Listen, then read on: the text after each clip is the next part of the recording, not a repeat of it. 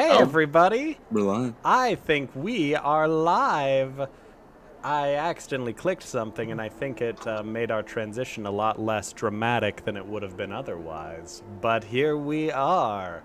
Welcome to our second session of Strixhaven Ilandara. I am your DM, Emerson. With me, we've got our players Trent, Dylan, Deja, Jerry, Yeah. and Carly.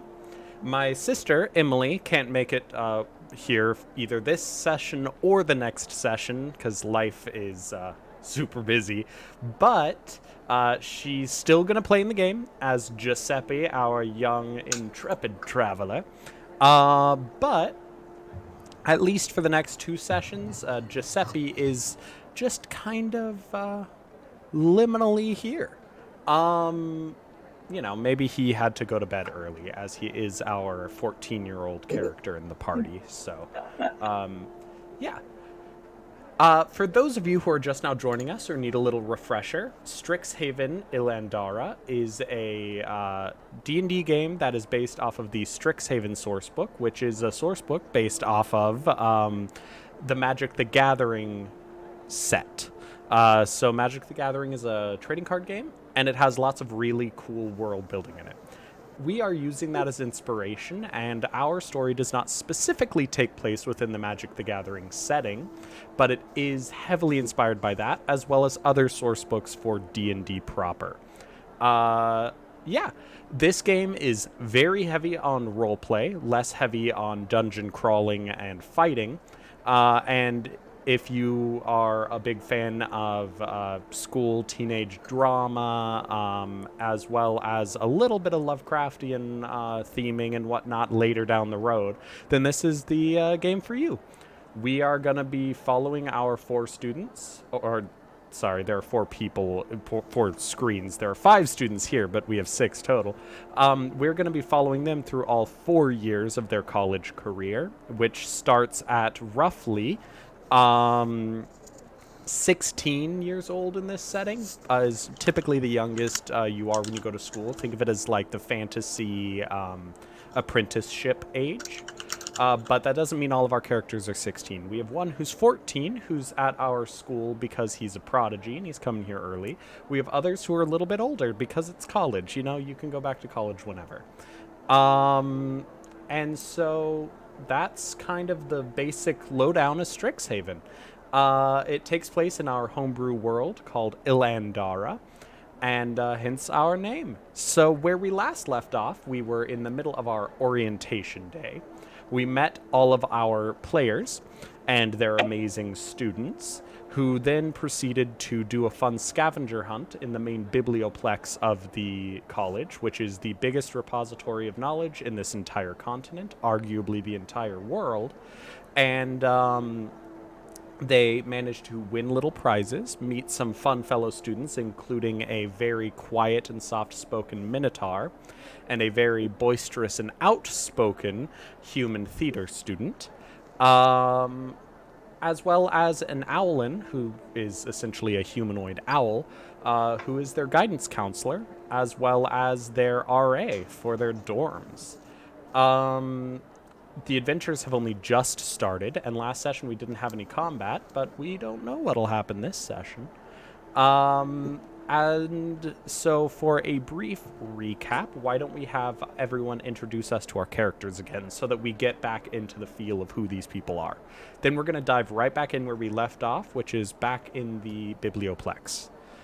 So let's just go in order.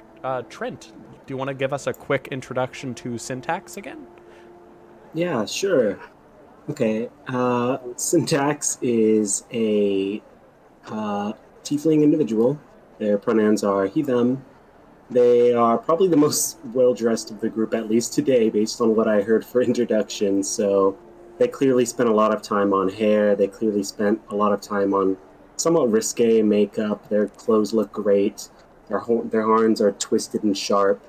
And I don't know. So far, they've been kind of probably making questionable decisions with every NPC we've seen so far. You've kept me on my toes, for sure.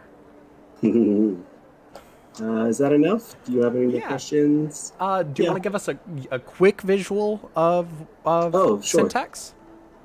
Yes. So Syntax, as I said, is a tiefling. They've got pale skin. They have a lace eye patch over one of their eyes, twisted horns, deep, deep dark purple plum hair. Pretty frail individual with an average sort of height, a purple tail with a heart kind of shape at the end of it. And one of their most notable features is that their arm is this very intricate clockwork mechanical arm. And for any of our other characters, if you stand close enough to Syntax and it's quiet enough, you could definitely hear that arm or other parts of their body potentially clicking away, chiming, cogs turning, and all that. Nice. Yeah. So now that we have a good mental image, and again, eventually we are going to have official artwork, but as we are working on that, we are going to stick with these descriptions for now. So, yeah. Next up is Dylan. Why don't you tell us a little bit about your character? Gladly. Hello. Dylan here. You see him pronouns. Riza is my character. She's she, her pronouns. She's an Asimar druid. Um, she's quiet type, likes to blend into the background. Doesn't have much to say for a lot of things because she's, again, quiet, introvert, nervous, timid. However, if you get to her favorite topic, she could go on day and days about that. Um, Physical description: she's about 4', like 5 foot, 5'1". Has about teal, uh, tealish skin. Um, you just think of head to toe teal. Her hair is very long and braided. It's like one big braid, I guess, down the middle. Um, and her hair is about the same uh, tealish color as well. But she's also somebody that you can easily overlook because she's just so quiet. Even though she looks pretty noticeable, you can still forget that she's there because she's so quiet.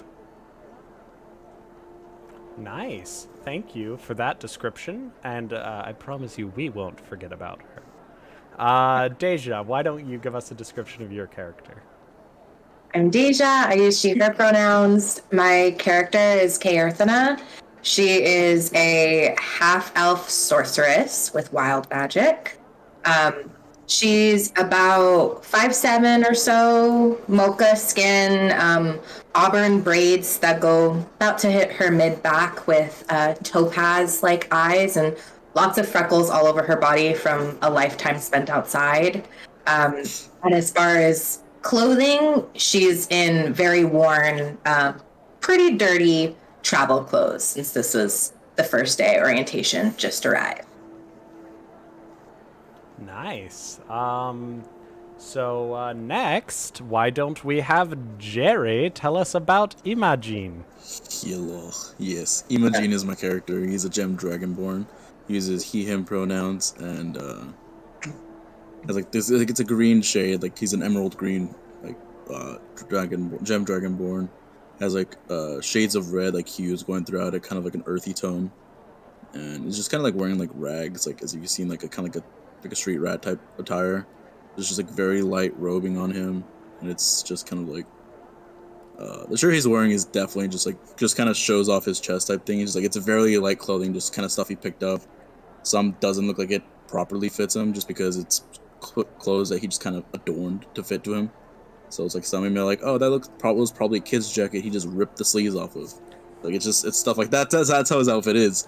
It's like it's repurposing stuff that was left or like thrown away type stuff. So it's just kind of like he's wearing junk essentially. I'm just laughing at, because I mean, Gym Dragonborn, at least how we're approaching them in this setting, are not necessarily as big and bulky as normal Dragonborn. But I still have the funny image of the Dragonborn in a child's jacket. It's great. Yeah. Sorry. Anything else? I didn't mean to interrupt. No, that's pretty much it. Okay. Last but definitely not least, Carly, why don't you tell us about your character? Okay. So hi, I'm Carly. My character is Evie. She goes by she, her pronouns. She is a small little owlin. She's so Probably small. so small, probably like more on the 2 feet side. um, let's see, she wears I didn't pull the name up of what type of owl she was, but I think it was a southern wheat owl. I think it was, to be more I specific. think I have a photo still saved somewhere, so I can pull it up again. It's adorable. If you want, like. It's adorable. More owls. Owl every time. Give us an owl of the week, please. Oh my god, we should do that. Yes. Owl of the week. Okay, let me keep going. I'm just finding the owls. It's fine. Let's see. She wears a lot of pastel colors, like, got like a, what's it called? Is the dress she wears? I forget what the term of it is. Like it goes from like a light blue to like a dark blue kind of. That's our owls, by the way. They're great. That's their size. Obviously, she's a little bigger than that, but like she's still small. She's still, yeah. Okay. Keep talking. Sorry, didn't mean to interrupt. No, you're good. She has these 2 hair clips, quote unquote clips. Feather clips. We're good. And then she wears a small little like amethyst jewel around her neck, and it's just these bright yellow. Has these bright yellow eyes, is ready to take in everything. I love it. I like to imagine when she's like super excited, it's a little bit of that like Patoo energy. If you guys have seen Patoos, they're kind of terrifying, but also like super derpy, and I love it. Like, you know, like they're super classy. You know, owls. Like owls are super classy until they're not, right? Like they're kind of seething little balls of hatred and fury, but they're so cute. So you're like, aw, but really they're plotting your murder. Yeah, Okay. if you haven't seen yet, look up owls soaking wet. Oh. They're It'll change terrifying. things. They're terrifying. It'll change things. There's also like the little baby owls that you just see who are flat on their face. Like you can see like the legs as like asleep. It's like what is happening? Yeah. Yeah, there's a lot more leg to an owl than you think, and so it's really unnerving. Yeah, they also have asymmetrical ear canals, and that just weirds me out. But it's so that they can like hear where things are better. Because if it's asymmetrical, yeah, whatever. Y'all knew you were getting your owl facts today. I know I didn't. I didn't know I knew this much about owls. But yeah, cool. Oh yeah. So that. Anything else, Carly? Sorry, I keep on interrupting you. No, you're good. I think that was it. Okay, cool. So those are our players. We are missing one other who is a little Eladrin 14-year-old. He's pretty cute little guy, but he's not with us today, so he probably just wandered off during orientation. Maybe, we'll never see that person again. His mom showed up and he's like, Mom, and then, ran off. We don't know. I'll leave that up to the player. Right now, he's just liminally in the back. Yeah. So, let us go back to where we were, which was in the library. So the library is a very fancy place. It's the biblioplex here because we can't just say library, guys. You guys left off at, you just won the last item from your scavenger hunt. It was a hooded lantern that you guys could all take, but I think you guys decided, like, not really to take them. But you could have taken them. They're there. You guys also got fun little, the like little college flags, but they glow when you move them. You got stuffed animals that are so cute they can help you overcome fear. You also got 2 kind of types of bags of holding. They're handy haversacks, but they're like backpacks. And potions of healing. I believe that's all of them, off the top of my head anyways. And now, having Evelina just did some fancy flying, and a few of our group noticed that Quintilius the Third who is the theater student who you guys kind of butted heads with, but also might have become friends with, question mark, kind of looming in the background, very jealous of Evelina's performance. But he's only showing his jealousy because he doesn't know anyone's seeing him.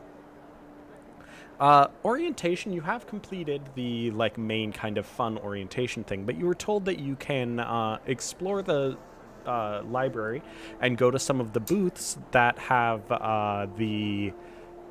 I keep on saying sorry about that, but have the extracurriculars as well as some job opportunities on campus. None of them are necessarily time sensitive in the sense that you have to enroll right now, but in general, now's the best time to get some information on extracurriculars, as well as some of the job opportunities, as the jobs do slowly fill up, and some students can tell you from first-hand experience that waiting to get the job you want might mean you don't get the one you want. But again, in general, you'll be able to work wherever you want to work, as far as like if you want to work in the biblioplex, but you might not be the one shelving books, and that might have been what you wanted to do, right? So yeah, poke around, see what you want. There's lots of great opportunities on campus. You also were told to come see Nora Ann Wu, who is your RA, at the front information desk in the biblioplex, if you guys are ready and want to just head off to your dorms and get your class schedules. Yeah, what are you guys wanting to do? You can also you can roll perception checks to see if anything interesting is going on, if you don't have any overt idea. This is a very big campus. You guys could decide to even just wander off into one of the 5 main campuses for the 5 main schools. Let me refresh that in people's minds, because I realize I didn't really explain that. Strixhaven is broken up into 5 main colleges, each one focusing on 2 different contrasting concepts. So one, for example, is called Silver Quill, which focuses on the contrasting concepts of radiance and shadow, and is typically used for more diplomatic mages. So things... So if you want to use the power of your words, of speech, stuff like that. Witherbloom is essentially life and death. They use different terms for it, but that's what it boils down to. And they are all about kind of necromancy and pulling magic from life, but in more of a respectful way of the cycle of life and death, as opposed to just necromancy abusing the cycle. Those are just 2 of the examples. There's 5 total. There's Quandrix, which is very sort of mathematical in their approach to nature. There's Prismari, which is all about performance and self-expression through magic. And then there's Lorehold, which is all about discovering the secrets of the past. Think magical Indiana Jones. And yeah, those are our 5 colleges. Right now we are in Central Campus, and yeah. So now that I've talked for like 20 minutes, what do you guys want to do? Again. So we'll go. I'll talk. So first off, well done. We did that faster than probably anybody. I mean, I was impressed with us. Do we want to go sign up for extracurricular activities now? Because we're clearly amazing. Yeah, let's go see. I want to know what's there. Yeah, okay. Is everyone okay with that? We'll just walk down and see what sounds the best. Sure. Yeah. Yeah, it works for me. Okay. Nice. We got a suggestion in chat to go fight the headmaster. I mean, I would not suggest it, but it is technically an option. But it sounds like people are wanting to check out some extracurriculars. That's very easy to find, as the whole front half of the library, you realize now that you guys might have gotten to orientation a little bit earlier than some, as now that you're kind of going back to the front area around the information desk and whatnot, a lot of the hustle and bustle you saw around there has now given way to these small little booths.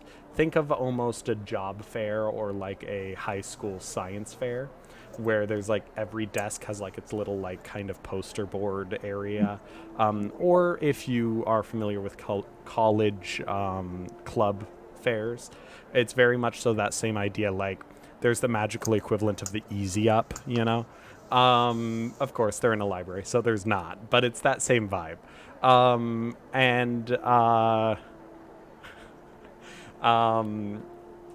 Getting distracted by chat. But yeah, so there's a ton of different booths, a ton of different things. Why don't is there anything in particular you guys are looking for, or do you want to like roll perception, see what you see? Is there a certain like, are people more interesting? Is that what's going to pull you to a booth? Are you more interested by their display? Oh yeah. What are you guys looking for? Your characters. What do you think will catch their eye? Because there's everything here. Band. Okay, cool. Yeah. Music, some pizzazz. We're looking for pizzazz. Okay, so we are looking for pizzazz. What about anyone else?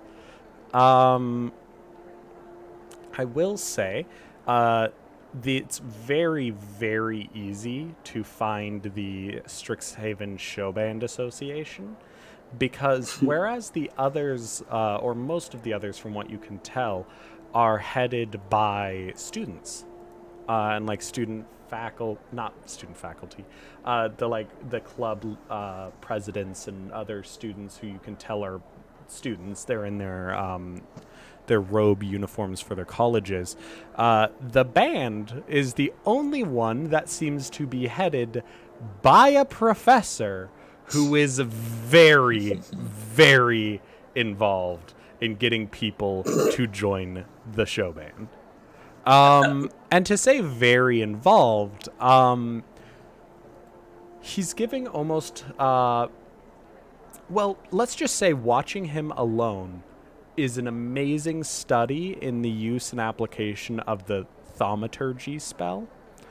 Because Yes. as he's just like talking, you'll hear his voice echo and boom on certain phrases, and but it won't just echo; it will be echoing through a cave or booming like thunder. But all of it somehow harmonizes with what he's doing. So it has this weird mix of this natural, chaotic magic element, but somehow also this musical cadence to it that is utterly captivating. It's no small wonder that there's a small crowd around him. And sure enough, as he gestures with his hands, little sparks and torrents go into the sky. And it is very, very easy to see that this man is definitely a professor of Prismari. What do they look like? They look like this.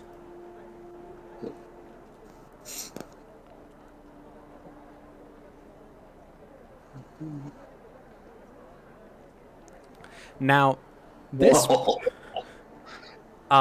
this professor is incredible. And as he's doing this, you can see a conductor's wand materialize out of lightning. And he'll gesture over to there are some students involved, but they're definitely like sitting in the back waiting for his cue. And when they do it, they play their instruments, and combined with just the music itself, there's also the pizzazz and spectacle of sparks and electricity and wind and thunder all booming out of their instruments. It makes band become almost a sport in its just overt thrill of watching. Yes, literally earth, wind, and fire. Thank you. As Band cool. band's awesome. Excuse you. Yeah. If you remember. So you can still see my mouse. Okay. Never mind then. I'm gonna move this over here. Okay.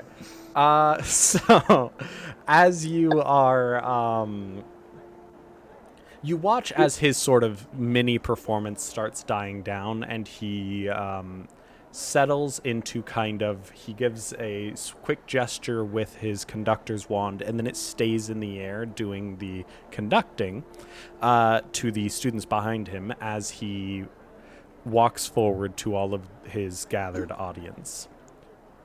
Well, welcome to the Strixhaven show band. The name is Zaphith.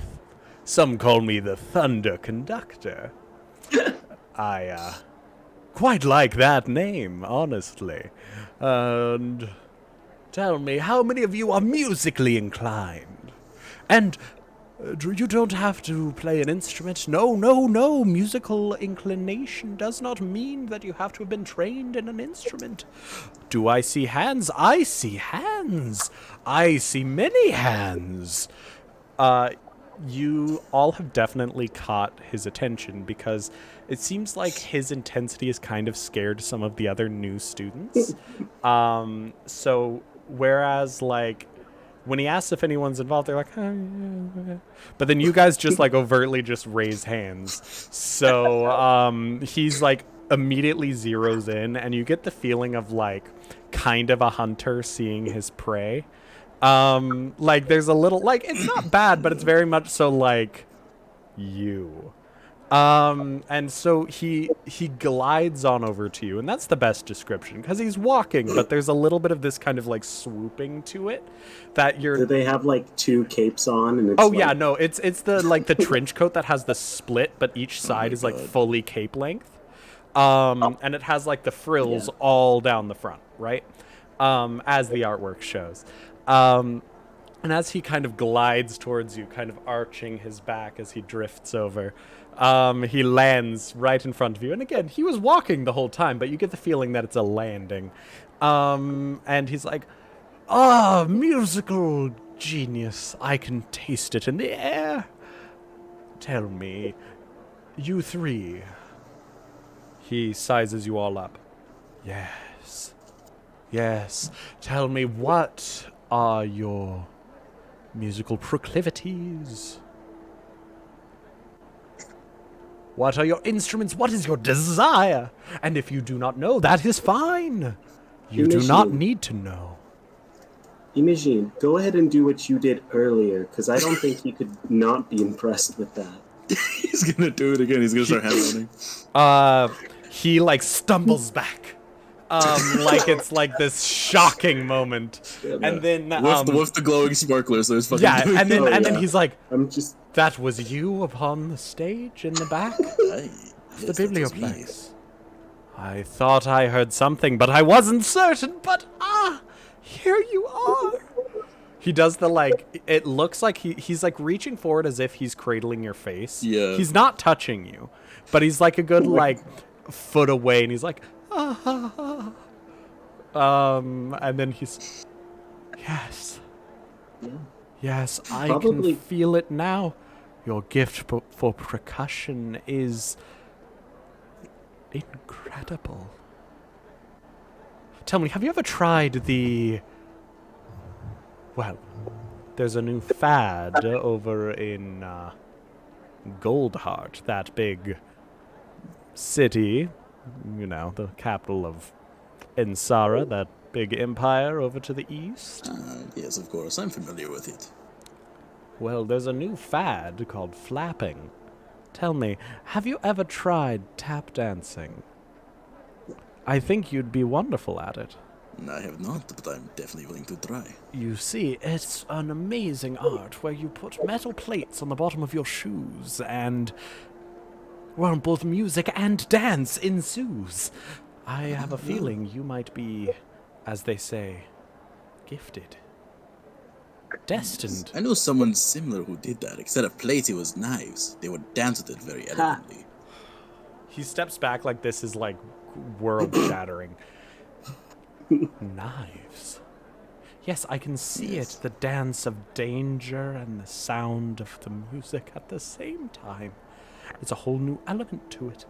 I can't believe I was just thinking of tap dancing this whole time, but instead we could be blade dancing, dancing on the thin edge of danger. Incredible. You, my dragonborn pupil, have a gift. What is your name? Your friend My said name is something. Imogene. Imogene. Stunning. Perfect. Are you interested in the show band? Are you interested in Prismari? He does a hand up and then fireworks shoot out of his hand. Unfortunately, Prismari is not my choice of school, but I am very interested in the show band.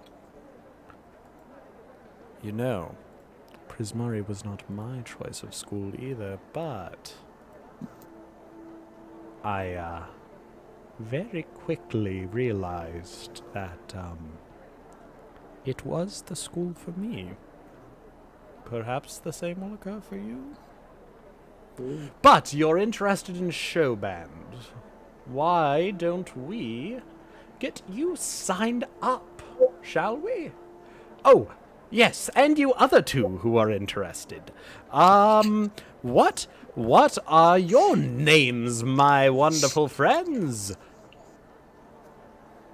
He, leans back and looks at you. Yeah. Just gonna, lean forward and, look at them. My name is Syntax, and I play the accordion. Syntax. Now that's a theatrical name. I like it. It's got a Thank vibe you. to it. Are you I chose taking... it myself. Oh, even better. I'm not going to ask you what your first name was because it's irrelevant. The performer in front of me is Syntax, is it not? Mm-hmm. Correct. Now, are you interested in Prismari, perchance? Just wondering. Oh, no, I'm sorry. I think everybody in Prismari that I've met so far is just a bit too thirsty for me. Ho ho ho! You want to be desired but not entirely chased after, I see. Yeah, you all work so hard at it, it's a little too desperate for me. Oh ho ho! Silverquill is quick on your tongue, I see. There's a lot of good schools here. I think I'm actually gonna end up going Witherbloom. Ooh, now that's not what I expected. I saw the clockwork and I thought, Lord, but... Exactly. Gotta leave something for later. Wink, see? Prismari. I like you. You're hard to place. I suggest you Thanks. take I'm also... as many of the intro courses as you can. I'm teaching the Prismari intro course this year, so... Well, I should say this semester. I don't know if I'm teaching it next semester, but I hope. It's very fun to get to meet everyone. So, I'll just keep that in mind.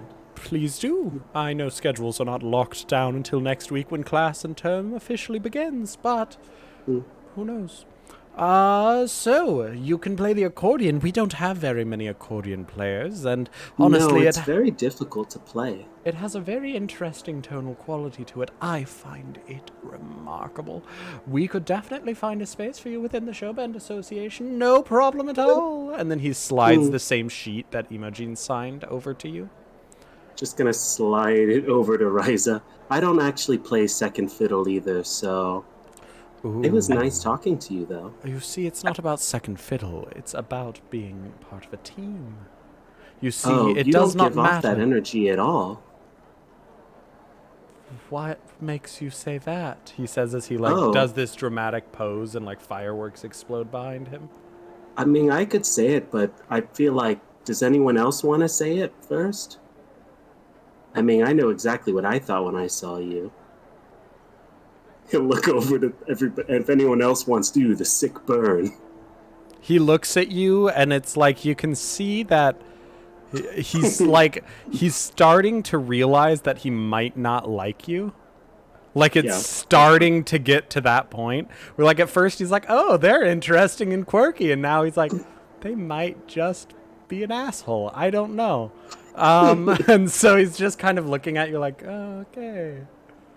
I guess all I'm saying is the Thunder Conductor. I mean, you must have come up with that yourself. I couldn't imagine a student calling you that. Oh, I didn't. It came... Well, it kind of attached itself to me.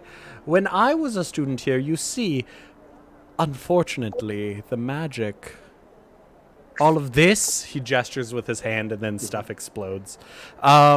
is not particularly on my command.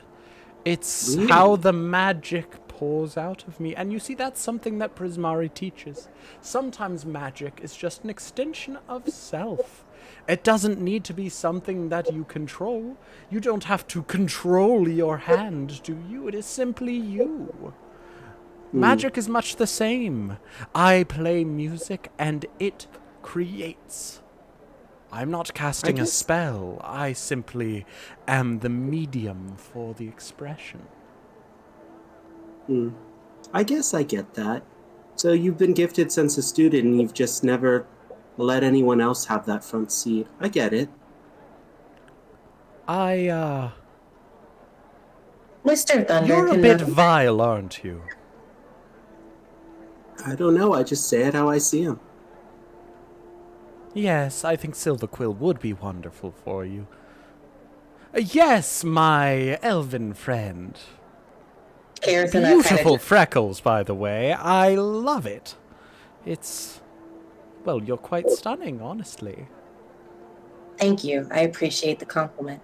Kaerthana just kind of pushes Risa to the front of the group. Oh, yes, and who might you be, my young friend? Prismari Hopeful?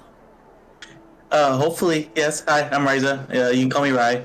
Hello. I think it's really cool what you do, and I really like this show. I play the ocarina my spare time. An And I'm really shy, but I really wanted to play in front of people, but I haven't had the courage, really. And I just admire your charisma and courage. He does like a finger of like, there. Ooh. Now, let me tell you a secret. Being shy has nothing to do with being a good performer. When you step up onto that stage, you can be anyone you want. And the person you become might be the most extroverted person in the world. It doesn't matter. It doesn't have to be you, or it can be. The music could be a means to discover a whole new side of yourself, or to transform into someone completely new. Really? That's okay? Absolutely. The whole point of Prismari is self-expression, and how better do you learn about yourself than to try on different people? Oh, okay. I see what you're saying. Okay. I got the paper from Syntax. I already signed it. Okay. You don't have to tell me. Oh, wonderful. Ready when you are. I'm so excited to have you. Will you be in my Prismari intro course? I will hope so. Yes. Good. I'm very excited to get to know you better, Riza. He takes the form, and you get the feeling that he's being very genuine with this. You get the same kind of, almost same amount of intense interest that he has, that he had on Imagine, is now turned to you as well. He scans over the rest of your group, and his eyes fall on Evelina, who, up until this point, he might not have noticed just because he didn't look down far enough. And as he sees you, he puts a hand on his chest and it's like, my, I'm so sorry, my little owlin friend. I quite literally looked over you. I am so sorry. He gives you the biggest bow you've ever seen, and his head brushes on the ground. And as it does, a little earthquake wiggles out from where his hair hits the ground. Just a slight little tremor. It almost feels like he slammed his head against the ground hard enough to, like, shake the ground a little. But you realize, obviously, that didn't happen, because as he comes back up, there's no big red spot on his forehead. But as he comes back up, he's now standing almost in a lunge, looking at you to make himself a little bit lower, but like still standing upright. Tell me, my young friend. Emerson forgot the word for bird. So that's why he paused there. It had nothing to do with him. Tell me, my young fowl friend. Because foul. He didn't justify that either. That was just Emerson doing it in his voice. He looks at Evelina and we can just, yeah. Are you a Prismari hopeful? I swear I see a little bit of it glinting in that eye of yours. Yes, I am. Are you musical inclined, or art, or simply looking for self-expression through magic? He does a hand up and another little firework goes. Music seems really cool, but I'm more for the art side of it. A visual artist, I will tell you now, I am particularly, well, foul at visual arts. The teachers, when I was a student, thought I'd be great because he does the hands and then fireworks explode again. But again, not intentional. Yes. It does get a little annoying sometimes. But, it's also great for performing. So, what was I talking about? Visual arts! Yes. You would love the deans. Both of them are such good sculptors. Though, I suppose there are many sculptures of them as well. I'll let you know, one of the deans, their thesis when they were a student was one of the largest explosions the school has ever seen. It's still burning, actually. Yes, I am looking forward to the art that you can make, for it is something I myself never have been able to create. He says as a ton of things just explode behind him, instantly created. So, Evelina, my friend, I look forward to experiencing your creativity and self-expression in my course. Now I best get off to the rest of these intrepid young travelers through music. Wait, one more question. He's You like said that there was a mid-prance off. Like he's literally One more mid-prance. question. Just And I'll he scream stops it. I'll like throw my stuffed mid-air. animal. He like stops like mid-air, mid-prance, and then like Yeah. rotates around and floats back to the ground. Yes, Syntax. Yep. Just one more, and we never have to talk again. It's I fine. am You said looking that there forward was- to it. You said that there was a magical explosion that was one of the dean's projects. Where is that? I want to see that. Well, then maybe you should go into Prismari. That's all he it's over. says as he prances off. Don't. Fine. And he really does We'll find prance it on off. our own. Yeah. He's just watching that. Considers throwing a stuffed animal. No. Okay. Every like step that hits the ground, little like snowflakes poof. Yeah. I think I understand Pismari now. We should talk to people in other schools. You guys have had a lot of Prismari people, not intentionally. It just kind of happened. No, it's great. I see the It propaganda. makes sense. Who's going to be the most show-offy? Yeah, who's that's gonna catch fair. red? Okay, so who signed up for stuff? Riza, you did. Did you as well, Evie? No, I'm looking around That's- for the art club. Let's Art find club. that then. So you are looking for the oh my god, I wrote it down. Where is it? Distinguished Society of Fine Arts. Sure enough, you find yourself finding the booth. It's pretty close by. It seems like they've grouped did I just mess things up? Hold on, I accidentally minimized Discord. Okay, no, I didn't. I thought okay. So luckily, oh no, I'm hearing my voice echo. Let's see if that's on my end or I'm not hearing it now, so we're good, I think. Thank you for whoever helped with that. Last time, if you were here last time, you got to see the amazing feedback loop at the start of the session. That was like one of the worst experiences of my life. It was great. But yeah, so we like went live immediately, and then it just looped forever, and then I lost control of myself because it was hilarious and embarrassing at the same time. Okay, cool. So back to the land of Strixhaven.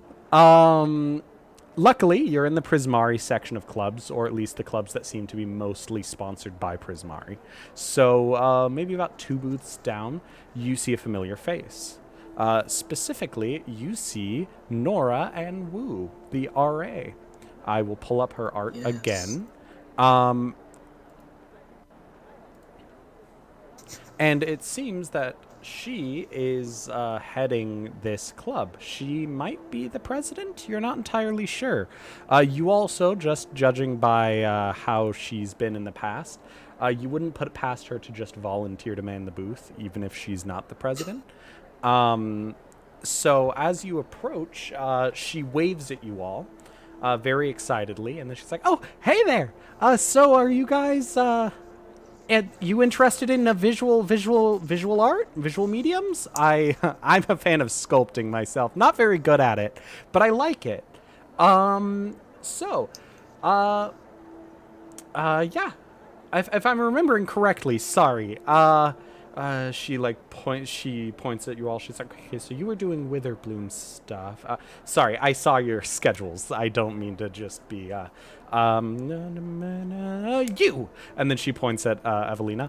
You're Prismari, and you. And she points at, Ryza. You guys are my Prismari first years, right? Okay. Yes. So, are either of you visual arts? I am.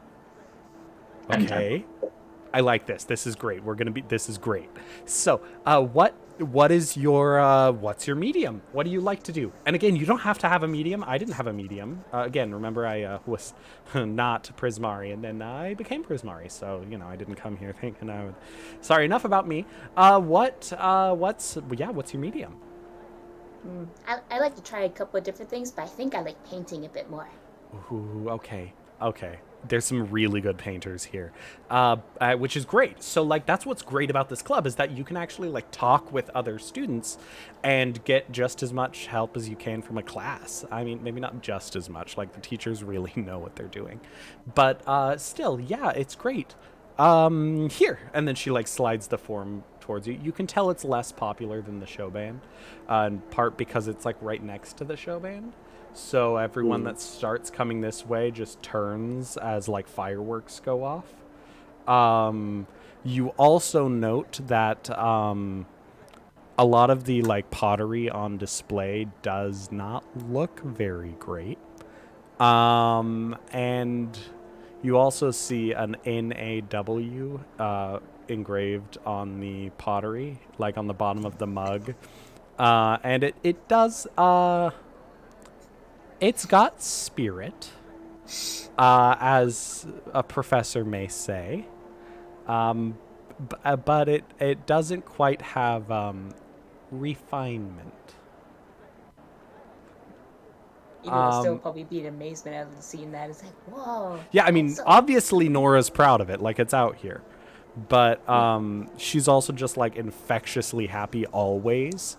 So yeah. You don't know if she actually has a problem with it, because you'll probably never know if she ever has a problem with something. Who made these amazing things? They're mine. I made them. Well, I mean, they don't have to be mine. I like to make, well, it's a surprise. So, we'll just hold on to that for later. But, are you saving these for a secret admirer? No. But I like where your head's going. Insight check? Yeah, roll an insight for me. Yes! Nora, who do you love? This is just gonna be. I'm sorry. Now I'm just realizing, every character we meet, I'm just who do you love? Who you Are you kidding me? You act like I didn't expect this game. I should expect. This game's just gonna be it's just romance, but high school drama. Nora, who do you love? Tell me with my shitty roll. Emmett, 5. A 5? Yeah, I I'm bad at don't. It didn't pop up in roll 20, but You might think that um, Nora loves you. oh no, there it is. It took a while. So Yeah, it takes a moment. for our viewers, I'm trying to make it a little bit easier to see. So we have it in the bottom left corner of our screen, as well as on the actual main viewer in the middle. Once my sister comes back, I may have to figure out where I'm putting that bottom left one. But either way, we see our insight right there from Syntax. Yeah, with a 5. Who do you love, Nora? What? So here's the thing. Nora is a very open book. You don't... I mean, yeah, there... she probably doesn't have anyone right now. Yeah. Like, the way she said no, the way she said no was just... was like the no of someone who doesn't have someone. Well, can I have one of these? They're really good. That's, you see her, like, eyes go a little bit wide, and she's like, okay, fine, I'll tell you. There's one on all of your guys' beds back in your dorm. Oh my goodness, that's such a good surprise. Here, I'll put this. Oh, maybe one day I'll have one of these amazing cups that you. She gives you like a thumbs up, like, okay, cool, like we're on the same page. She's like, yeah, I mean, yeah, who knows? Maybe one of these days you'll get one. Who knows? I mean, it would be such and then she an honor. she does like a really big like. She tries to wink, but like she can't. So she holds open one eye and she's like, I can't wink. It's it's actually more of a problem than I thought it would be, to be honest. They don't have a class for that in Prismari? No, it's okay. So I'm actually just like, I don't have the muscle to wink. Like, it's just a thing. Like, some people can't wink. It's like how some people can't wiggle their ears. Funny enough, I can do that just one. Points to eye patch. Okay. Trent forgot and tried to wink. Yeah. That's a little morbid, but honestly also a little funny. So, That's I mean, what I'm here for, I guess. Is it insensitive if I ask if you have an eye under there? It is. I'm not gonna ask, but I that's kind a of very personal Yeah, thing. I Maybe realize if we become friends one day. I realize if we become friends.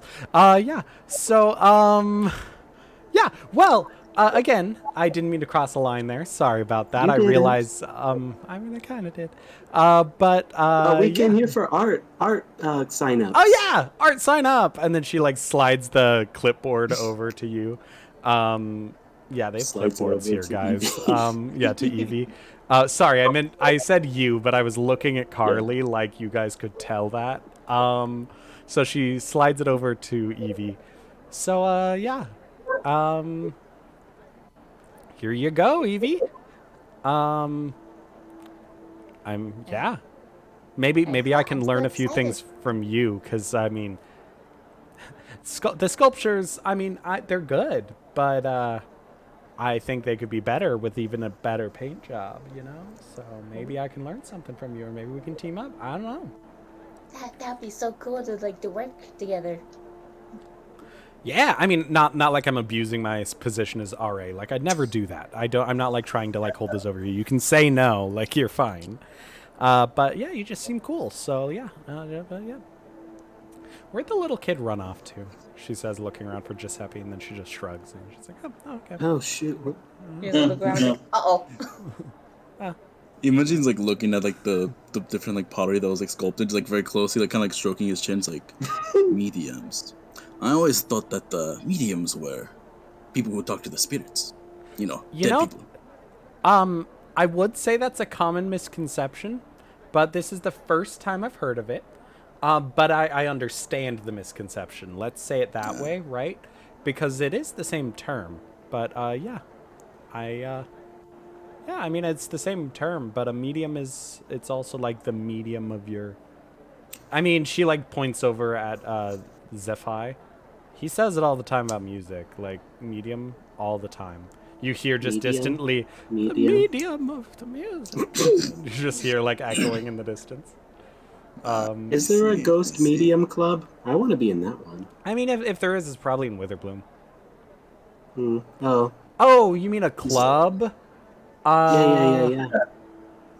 Do we have a lot of ghosts or like demon summoning here? Oh yeah. I mean, no. Demon summoning's rough, and also kind of illegal.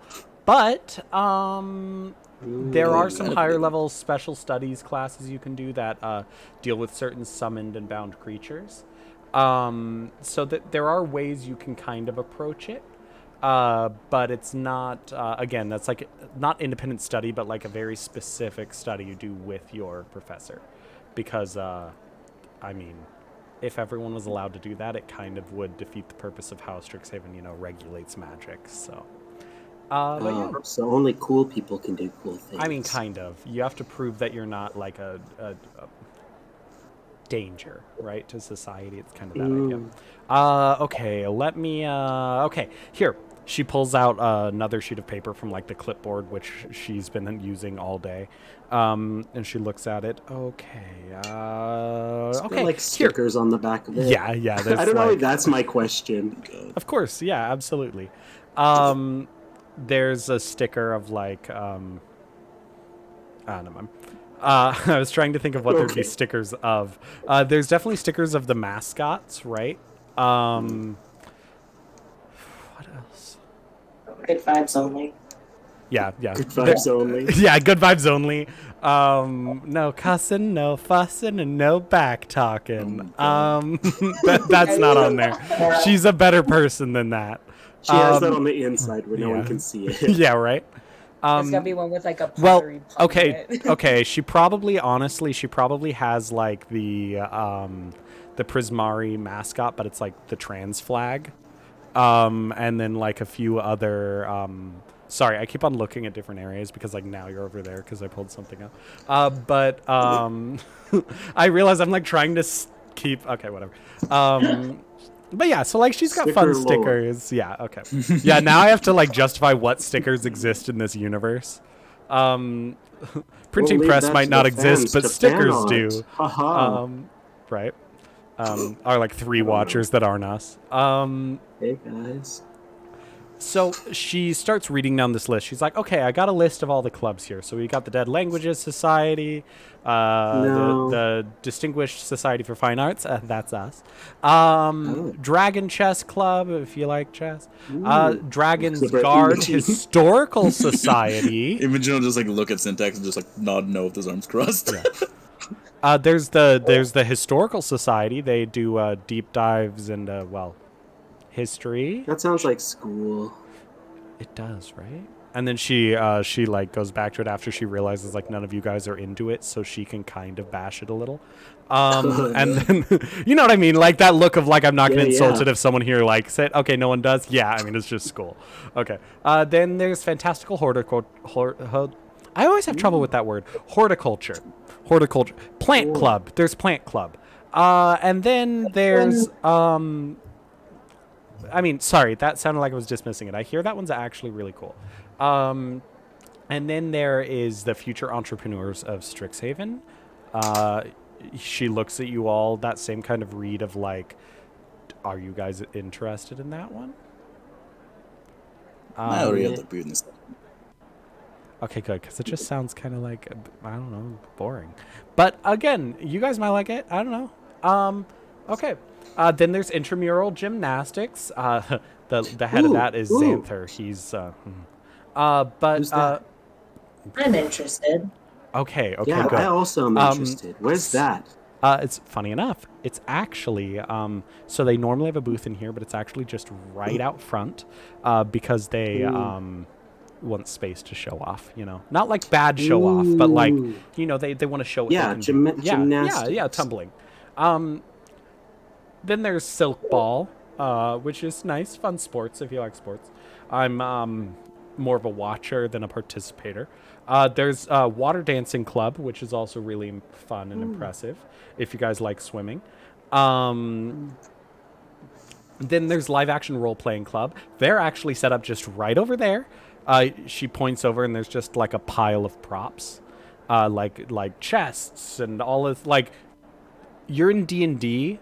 So all of these things exist just in the world, but this is like the theater version of what you'd find in a dungeon, right? So there's like a big old sword that's like obviously a stage prop, right? Like the stage prop chest, and then there's one that's like a stage prop chest but has like tentacles and eyeballs on it, so it's like a stage prop mimic. It's like crochet.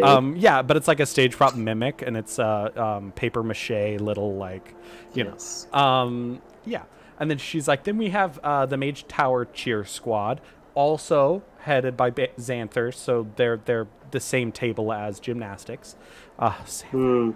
And then you can tell by how she says Xanther's What? name that Yeah. like, no, Where's actually, the I'm sorry, Xanther you right rolled now? a 5. You can't tell that. Yeah. But That's fair. Everyone else can catch on. I'm just like, yeah. sounds nice. And then she's like, then there's Play Actors Drama Guild. Then there's the Iron Lifters Society. If you like lifting weights, I'm a little bit of a string bean myself, so no. But you know, mad respect to those who do. Then there's the show band.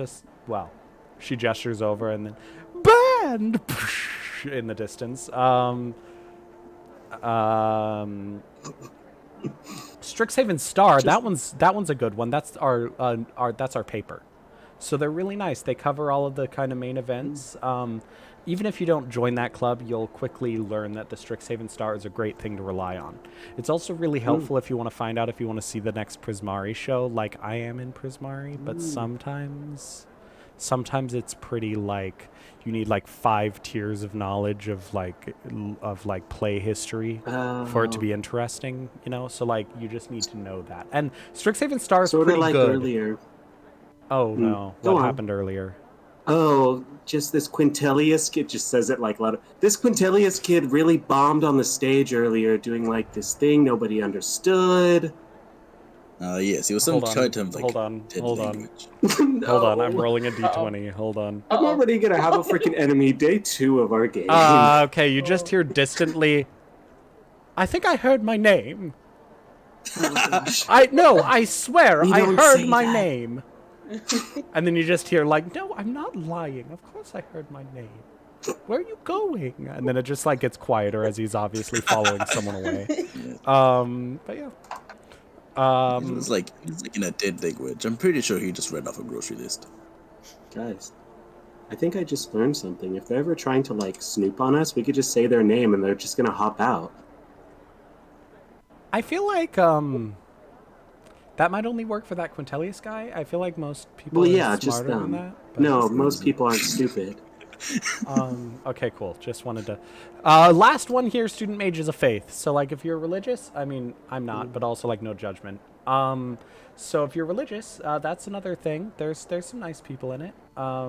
Yeah. So like, is it like you just study scriptures or what? No, it's just people can talk about it. They also like any of the holidays.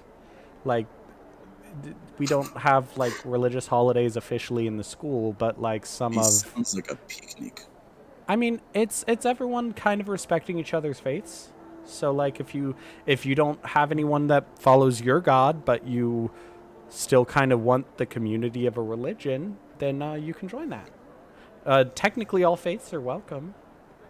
I haven't Nice. heard it being like a bad place or anything like that. One of my friends is in it, and so they're nice. So yeah. Fun. But yeah, so We those want are to the go do official. gymnastics. Okay, cool. Yeah, so that'll be outside. Same with cheer. But those are the official clubs. Anything else? And I mean, you can't start a club your first semester, but after your first semester, you guys could always start something. So yeah. But yeah, have fun. Again, remember, come back to me to get your schedules and whatnot when you're ready. Okay, but yeah. Why don't you just give us the schedules now, since we're all right here? Well, I mean, where's the fun in that? Okay, there. Bye. She like looks at you and she's like, "Oh, that worked. Okay." Yeah, sure. When you guys were going, it's like, you guys like, thanks again. And be like, just, No worry. I'm excited that we get to work together. As they're walking away, Imogene's gonna be like, I wonder if there's a club about interrogation. Oh my god. Interrogation point. Not yet. Arguably the Strixhaven Star, right? Because it's investigative journalism. Ooh. Or it can be, right? Like it's Screw the school band. newspaper, so you could be their investigative journalist. Oh my god, it's so funny. You just Jerry, break did into a Imogene room. sign up for anything? Yeah, he signed Did up your for band. character sign up? Oh, he did. Okay, Yeah. cool. Um, I love it. I feel like your character, I don't know. I'm excited to see them with that band teacher. Okay, so you guys head on out front, and as you guys, before I forget, you guys met. Let me share the. I'm on the wrong screen. That's why I can't find anything. I'm clicking around on the one I'm showing everyone instead of my. There. Okay, so you guys have met Zaphi, so I will show him to you guys, and you guys have also yeah, there's his little description. He's the Grand Maestro of Orchestra of the Arcane, an elite extracurricular activity for top Prismari students. You have yeah, okay. You guys can read that whenever. You don't have to read it now, but it's up there if you're interested. And then, did you meet any other students? No, you did not. Sorry. But as you guys are heading outside, you see an incredibly energetic man. A good, like, easily 6. Oh, let me actually switch to the outside artwork. 6'12". I thought you were gonna say that. 6'12". Very easily 6'12" So in funny. height. God damn it! Sorry, that's 6'12". actually really funny in my brain. I can't. Okay. I was also no, never mind. Go on. No, but he's like 6'2", right? But he's got that. He's like very muscled, but he's got that like, not like unnatural build, but that kind of like. Well, I mean. Emerson, you can say Adonis. It's all right. Yeah, Adonis from God damn it. From yeah. Oh my god. Hades. Yeah, so this guy he is just for those of you that picked up on it, there's absolutely no question why Nora Ann Wu was into this man. Yeah. Because the way he carries himself is with that kind of self-assured confidence of like he's not threatened in his own masculinity kind of thing, where like he's the head of the cheer squad, and he's in the gymnastics, and he just did a triple backflip and landed it, and then like he's kind of sweaty, but he went over to the booth and he's like, "Hey, good to meet you all. Come on over." And he's just like so just charismatically outgoing that it's like immediately he's captivating. You have a feeling he's not human, and sure enough, the more you look at him, the more you notice that his skin almost has there are little elements here and there that seem like the texture of like dirt or a desert, and his hair almost seems to radiate with it feels almost like the ripples of sand dunes radiating heat. It's hair, but you also look at it and you think it might be rippling. For those of you who are a bit more magically inclined as far as different races or species, I guess, races in our in D&D, he is an Earth Genasi. And so he is essentially a human that's been infused with elemental energy of Earth. And so he comes over and he starts talking to people, and obviously people just come and start chatting with him, even if they're not interested in gymnastics. Very similar to the band instructor, except where the band instructor almost like aggressively captured people. This guy is one of those guys that like he's just chatting because people are there, and he doesn't realize he's very like friend. Long story short, he's got big himbo energy. He's like down to earth. Yeah, down to romantic. earth. Like he's not acting like he's it doesn't seem like a performance. He seems genuinely invested in all these conversations, genuinely Yeah, he's also, strangely enough, like waving at every single student who passes who's like not a first year. Like he seems to know everyone. And he's like giving advice, giving directions, and then he'll like do a backhand spring, and then he'll like land and then give someone else directions, and then, you know, he seems very fascinating. Yeah. As you approach, he just finished a cartwheel, and then he looks over at you all and he's like, "Hey, are you interested in in cheer or in gymnastics? The name's Xanther Bowen." He extends a hand that's effectively a catcher's mitt. He's like, "It's a pleasure to meet you all. You all look so kind and friendly and nice." Have I mentioned my name's Xanther Bowen? Because that's my Hi. name. Hey, We're very interested. Yes, in which staring at one? him. Yes. Yeah.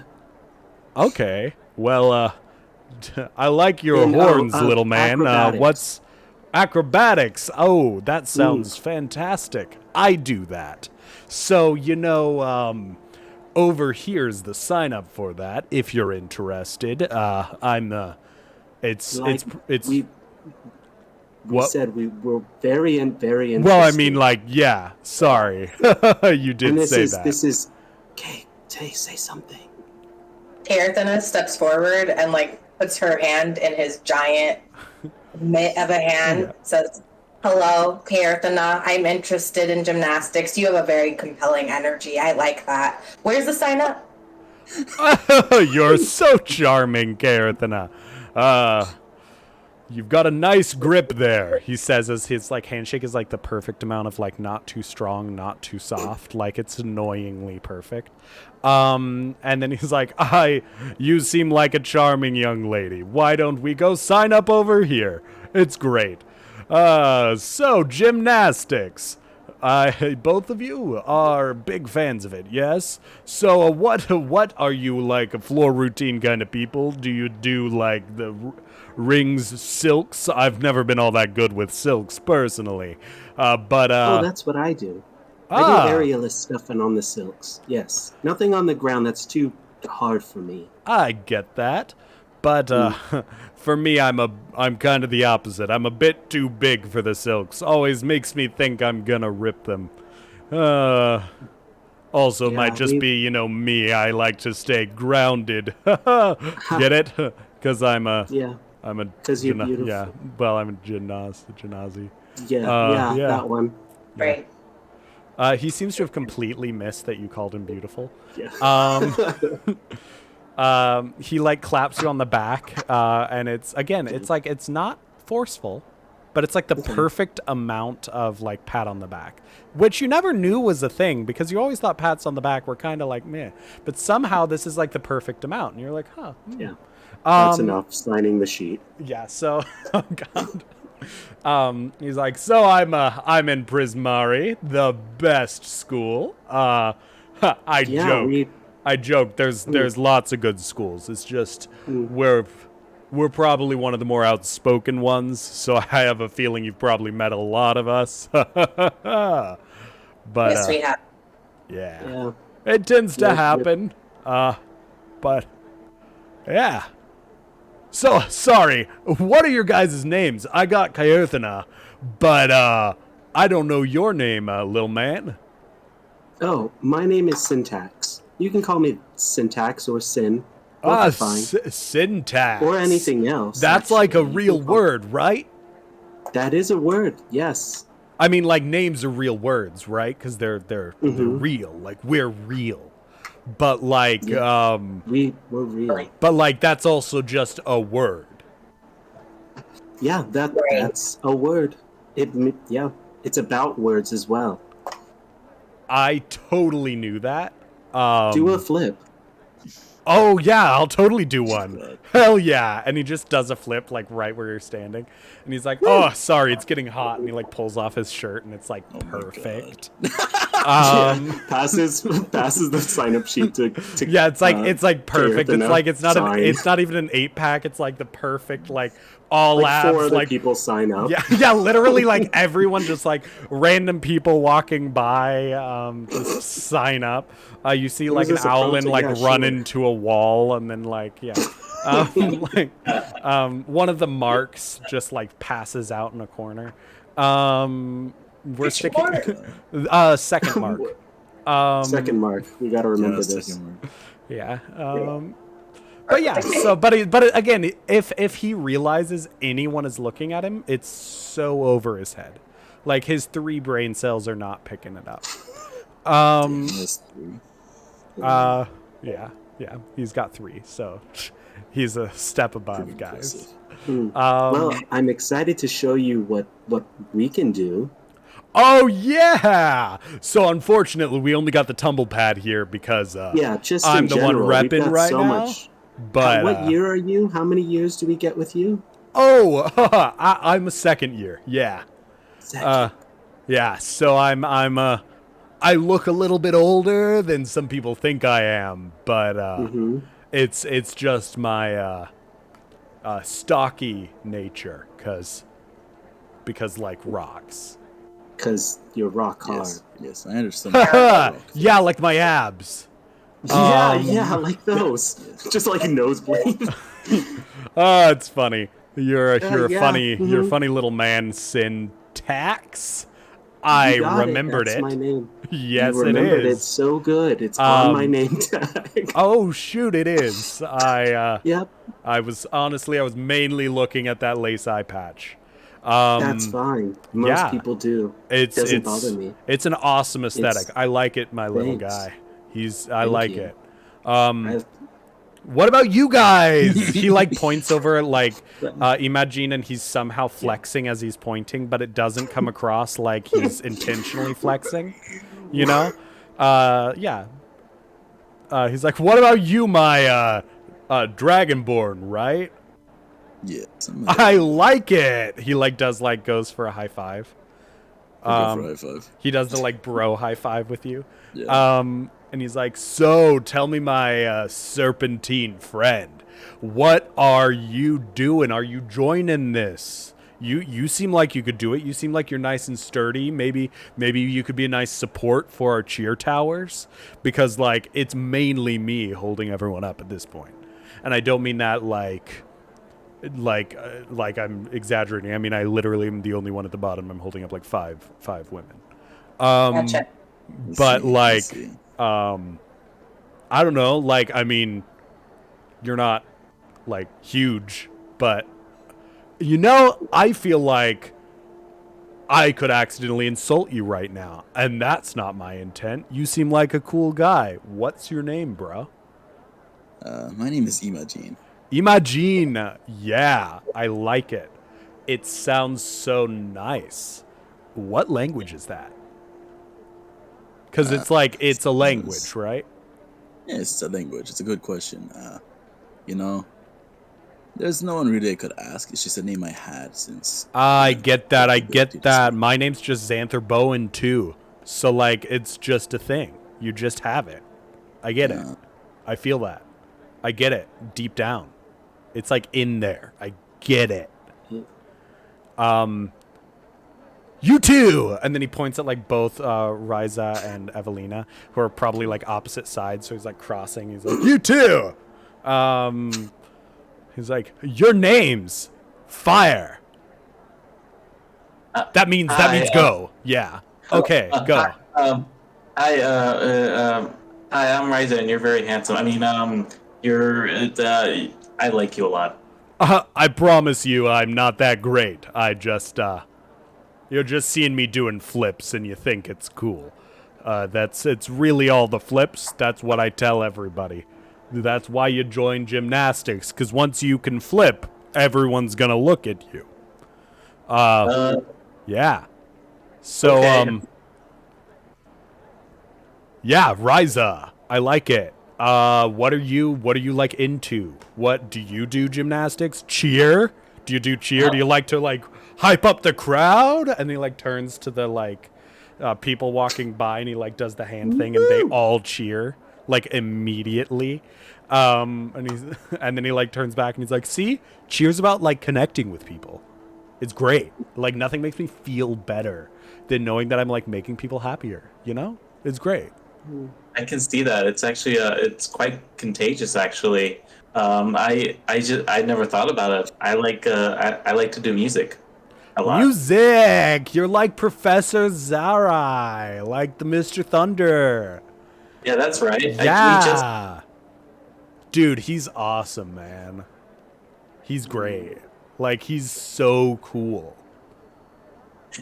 Yeah. That's all he says.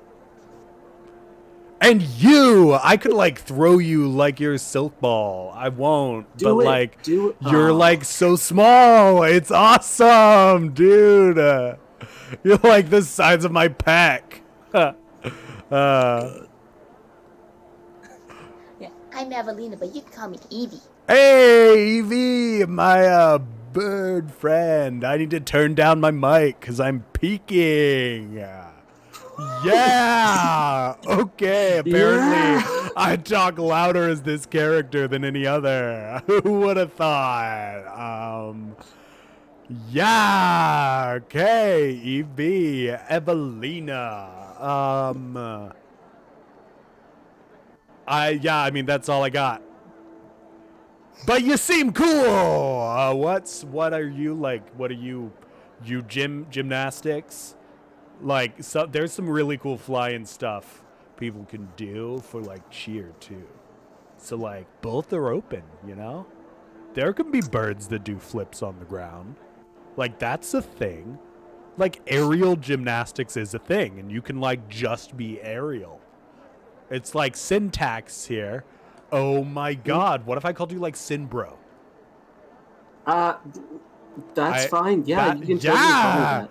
Yeah. And then he goes for a double high five and like does it, and your mechanical hand goes for creaks. like cognitive, like, oh yeah, high five. The like hand creaks a little bit as he like high fives. Yeah. Like it's not bad, but like it's like just enough that you're like Yeah. Yeah. Somehow like he's very sweaty, but somehow he smells a little bit like really good like clay, like not a bad smell, but like the really good smell of earth, you know what I mean? Yeah. He's getting that. Okay. Yeah, like I'm writing that note down. that he doesn't smell his BO is great. Okay. No. It smells like fresh cut grass. Yeah, like he's fuck yeah, he smells like fresh cut grass.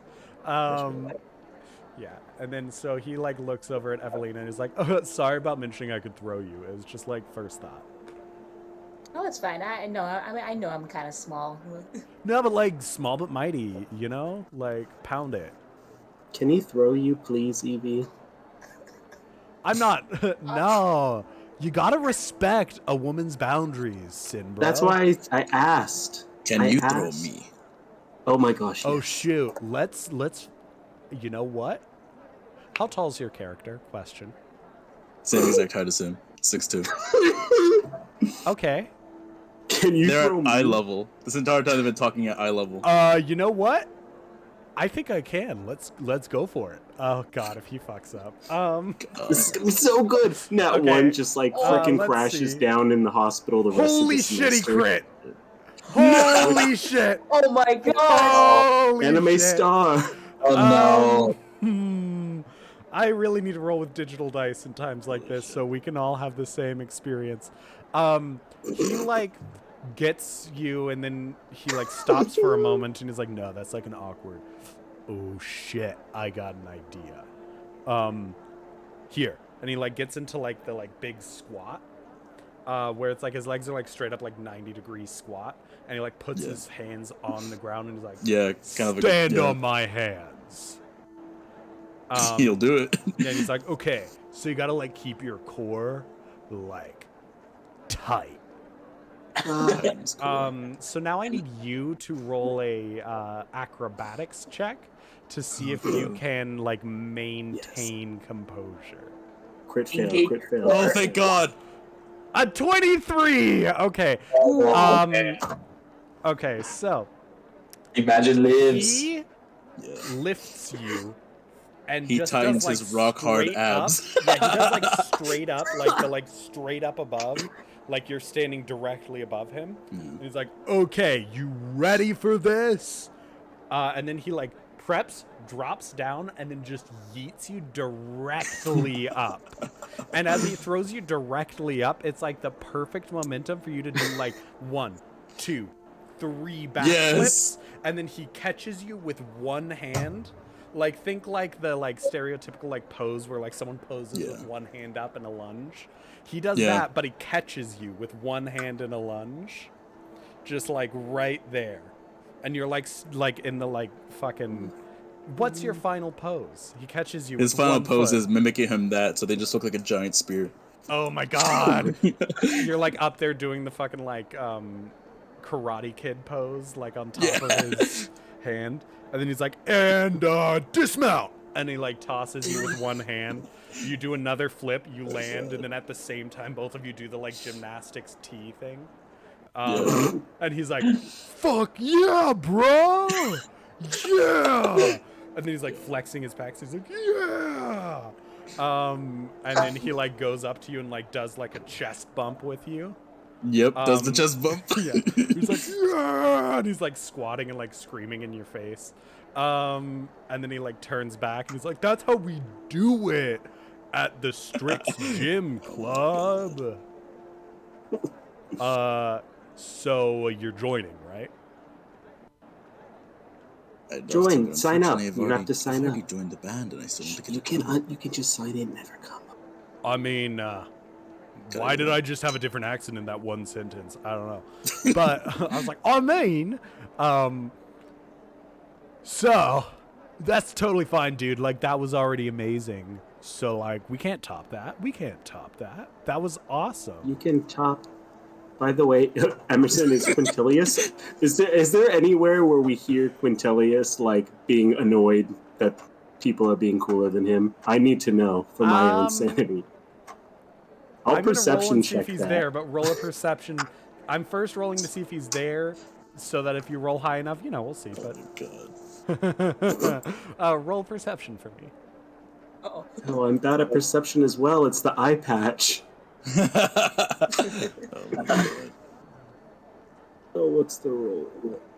You got this. You must perceive. Garbage. It's garbage. It's a Perceive and you 10. can achieve.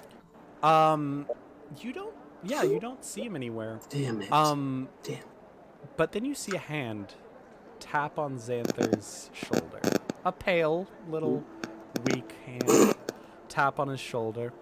And then he turns around, and you all see, I opened the wrong file, you all see someone else pop up. Ooh. We might as well just call I this think Strixhaven. I can do that same move with you. Quintilius Antiphon Melothor III, that's me. I am going to be the biggest star in Prismari. Whoa, really? I'm Prismari too, bruh. Nice to see you, Quint. Nice to meet you, Quint. He's like, oh, Yeah, Quint. yes, it's Quintilius, but that's fine, I suppose. No, don't be so harsh, But, Quint. He looks at you, and it's like the good rapport you guys had was just used up with you calling him Quint. And he's like giving you that look of like, we're even now. And then he turns his attention back to Xanther. He's like, so are we going to do it? Obviously, and he like gestures at himself, my build is much better for a flyer than Imagine here. So, shall we? I didn't even show my wings. Ooh. He looks at you and he just rolls his eyes. You're a dragonborn. You don't have wings. Let's not pretend that you can do what Evie does. Yeah, that's And then- very rude. I need you to No. do that to my friend. I would like to point out, Evie, I'm defending you. I saw what you did in that biblioplex. You are a master in the air. This spoon Quintilius, man If you call him a lizard again, I'm gonna beat you up. I'm bigger than you are. Excuse you. Yes, Touch I'm his Bully sharp me. fucking I'm bigger horns. than you.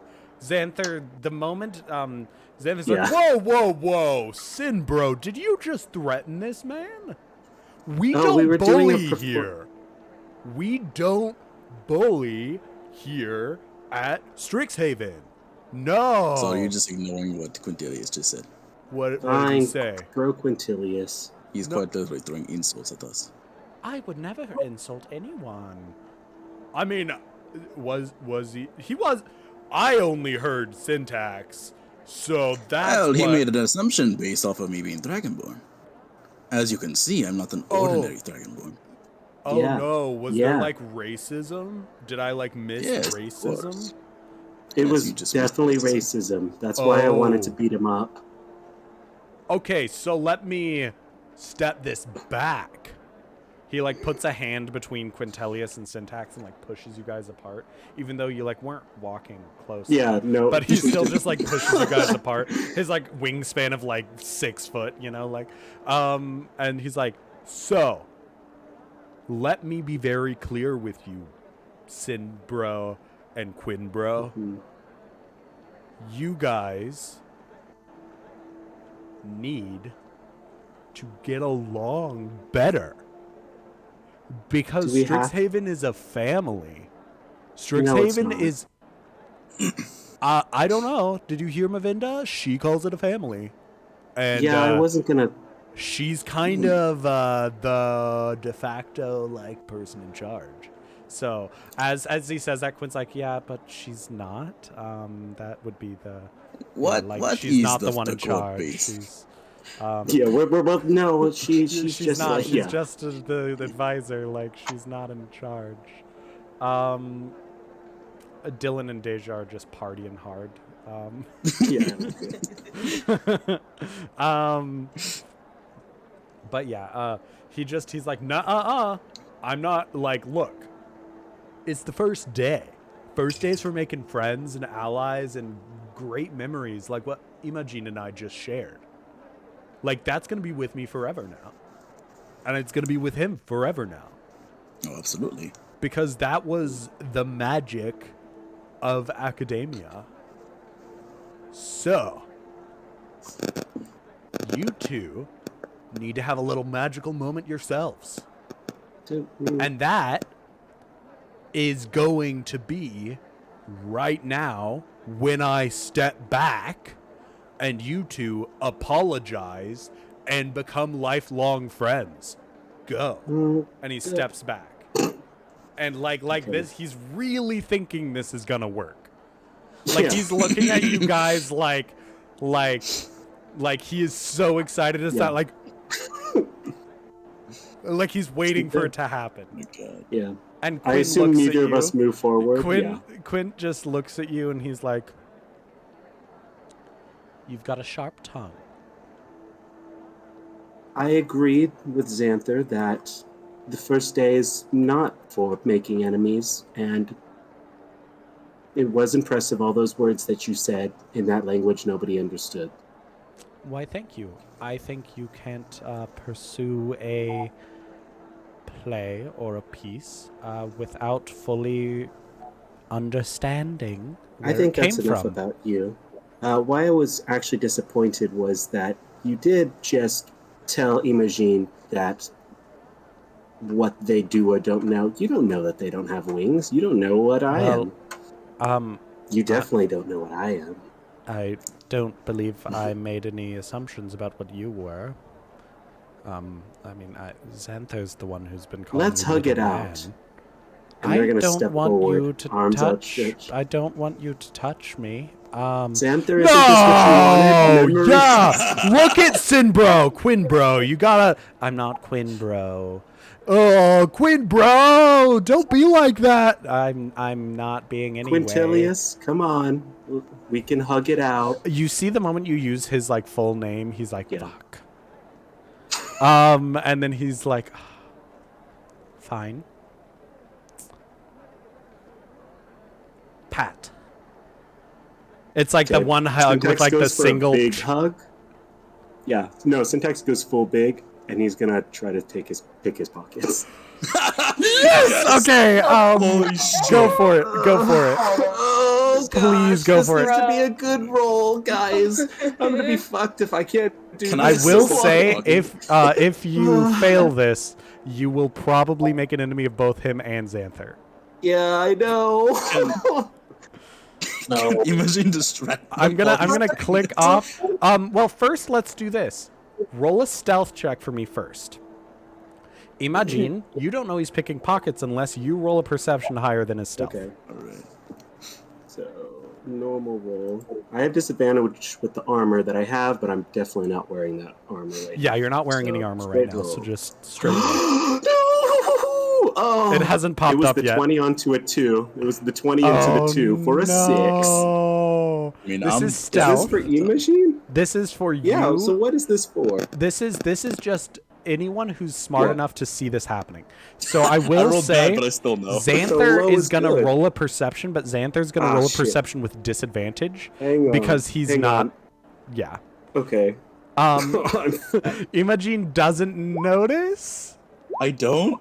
Really? Wait, You didn't wait, get a no, higher no, than a no. That's 6, higher dude? than Oh, Oh, sorry. I saw it was delayed for me. I'm sorry. I saw the different rolls. So Syntax rolled a 10, but Imogen rolled a 9. Hang on. So I'm rolling a 10, stealth no. to see Oh, if I'm anyone sorry. I'm sees sorry. it I'm sorry. first. I saw all of the perceptions down below. My mistake. I mixed them up. So Syntax. Wait, where's your as a 6? Okay. Sorry, it came in a weird order. So Syntax is a 6. Imogen rolled a 9 perception, and Kaarthana rolled a Hang on. 7 perception. I So want to both add of you something see to this this. if it's possible. Yes, go for it. I'm going to use one of my twice per day knowledge of a past life to add a d6 to this. Ooh, look at that class feature skill thing. Yeah, go for I it. know. I mean, racial or whatever it is, we don't know. Ah, shit. Okay, it added 2, so it's an 8 now. Oh my Let's God. see if that helps me.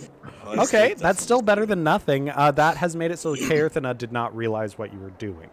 Okay, Does anyone else in the sorry. party wish to roll and see what's happening?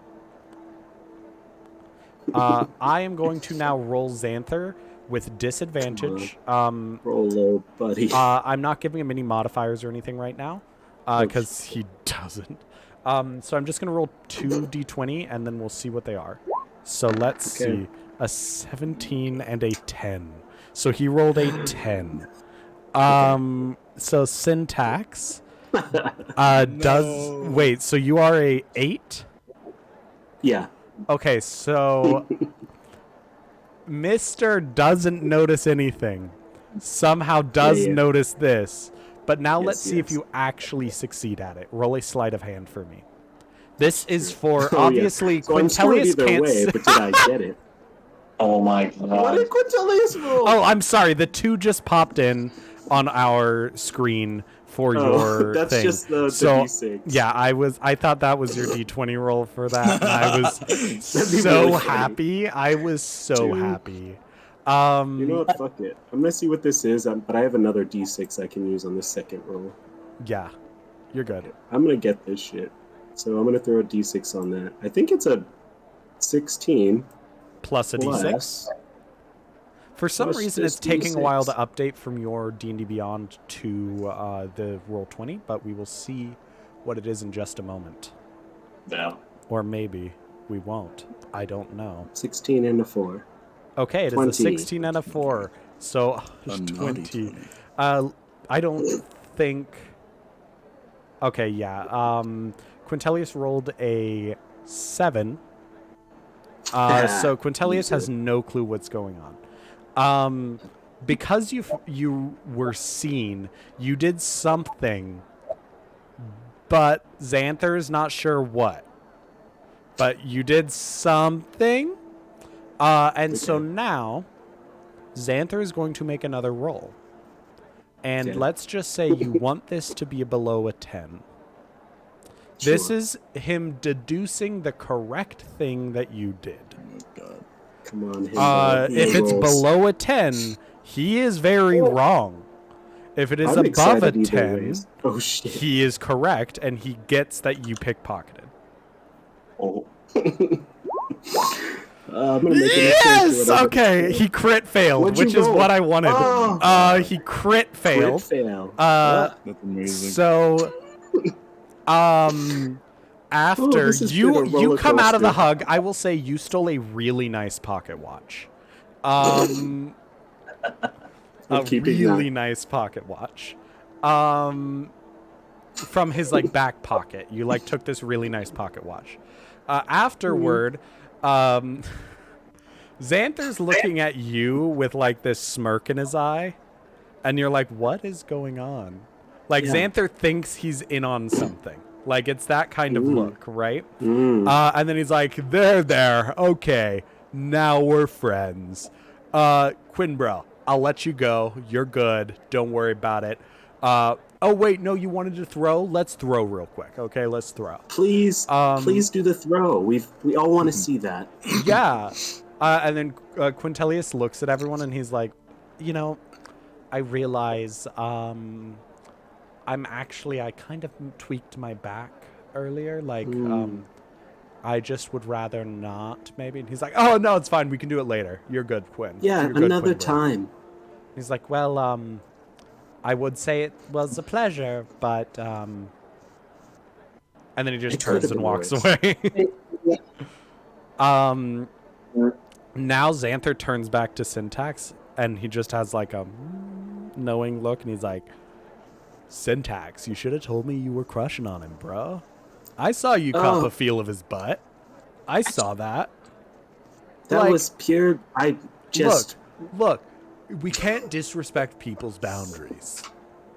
Like, you can't, you got the okay for a hug, but you didn't get the okay to feel his butt. So, like, we have a next thing time- already. We have a thing. I mean, I sensed it because there's some like major chemistry there, but like Sexual tension. but yeah, right, Imagine. What was that, Kaerthana? I kind of missed it. It's like the classic enemies to lovers trope. That's what they've got going. Oh shoot, I didn't even see the enemies part, but like, good job. Like you're like really intuitive. Has anyone told you that? Like, it's incredible. Yeah, Yeah, I'm sure they have. Anyway, Xanther, yeah, I'll ask next time. Is that what you want me to say? Yeah, like you don't just kiss someone. You don't just feel their butt. Like, you don't do that. Also, it looks like only now did your sleight of hand come in. But I took it was a really long hug. but like, dude, just next time, be respectful of people's physical boundaries. Okay? Hey, I'm learning so much on the You gotta first day be. of school. It's fine, dude. It's fine. Let's hug it out. Okay, let's hug it out. He proceeds to hug you incredibly tightly. Thinks about no. He's like, let's hug it out. You're good, brah. While we're in the hug, Syntax is gonna say, so, you said I could ask. I should ask. He's like, what do you want to know? Never mind.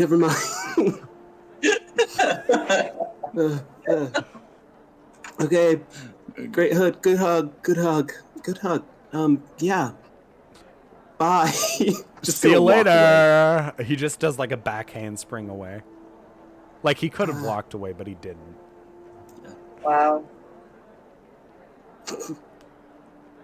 Syntax like goes over to like a kind of corner by himself, and you see him like fiddling with something. You're gonna hear Imogene's voice in your head. Be like, that was a very clever play, but you got to be careful. You're a bit sloppy right there in the delivery. In his head? Yeah. Syntax is just gonna like say out loud, but like quietly. Has no idea if you can hear this, and please don't tell me right now. And just like they're fiddling around with something, and like it wasn't my best work, but he's dick. He's a dick. So, you want to see what I got? What? Does Imogen hear that at all? His butt? If he spoke this out loud, You're gonna see that Imogene's still with the group, like where they stayed Yeah. before They'll you turn went off to around your and corner. like twist a little pocket watch and then like put it in a pocket. You see Imogene just give like a thumbs up. Okay, he'll come back. Is today over? I need to lay down. You just hear really loud laughter. Like really loud laughter. And you turn around and you see a small... Oh, I keep on clicking on the wrong one. You see a small dwarven woman chatting with Xanther. And the very loud voice is her laugh. He points over to you guys. She laughs again. And then as he walks off, sorry, back handsprings off, excuse me. She comes barreling your way. And that's really the easiest way to put it. Is What kind of laugh is it? Is it like a Seth Rogen laugh, or is it like a snooty laugh? Let me make sure I lower the mic. White chicks laugh. I mean, White chicks laugh? it's just like Chanel West Coast. But it's like 3 times louder. yeah, but it's like 3 times louder. I Oh feel my so God. bad for my roommate. Yes. Yeah, and then this dwarf woman comes up. Oh my god. Oh.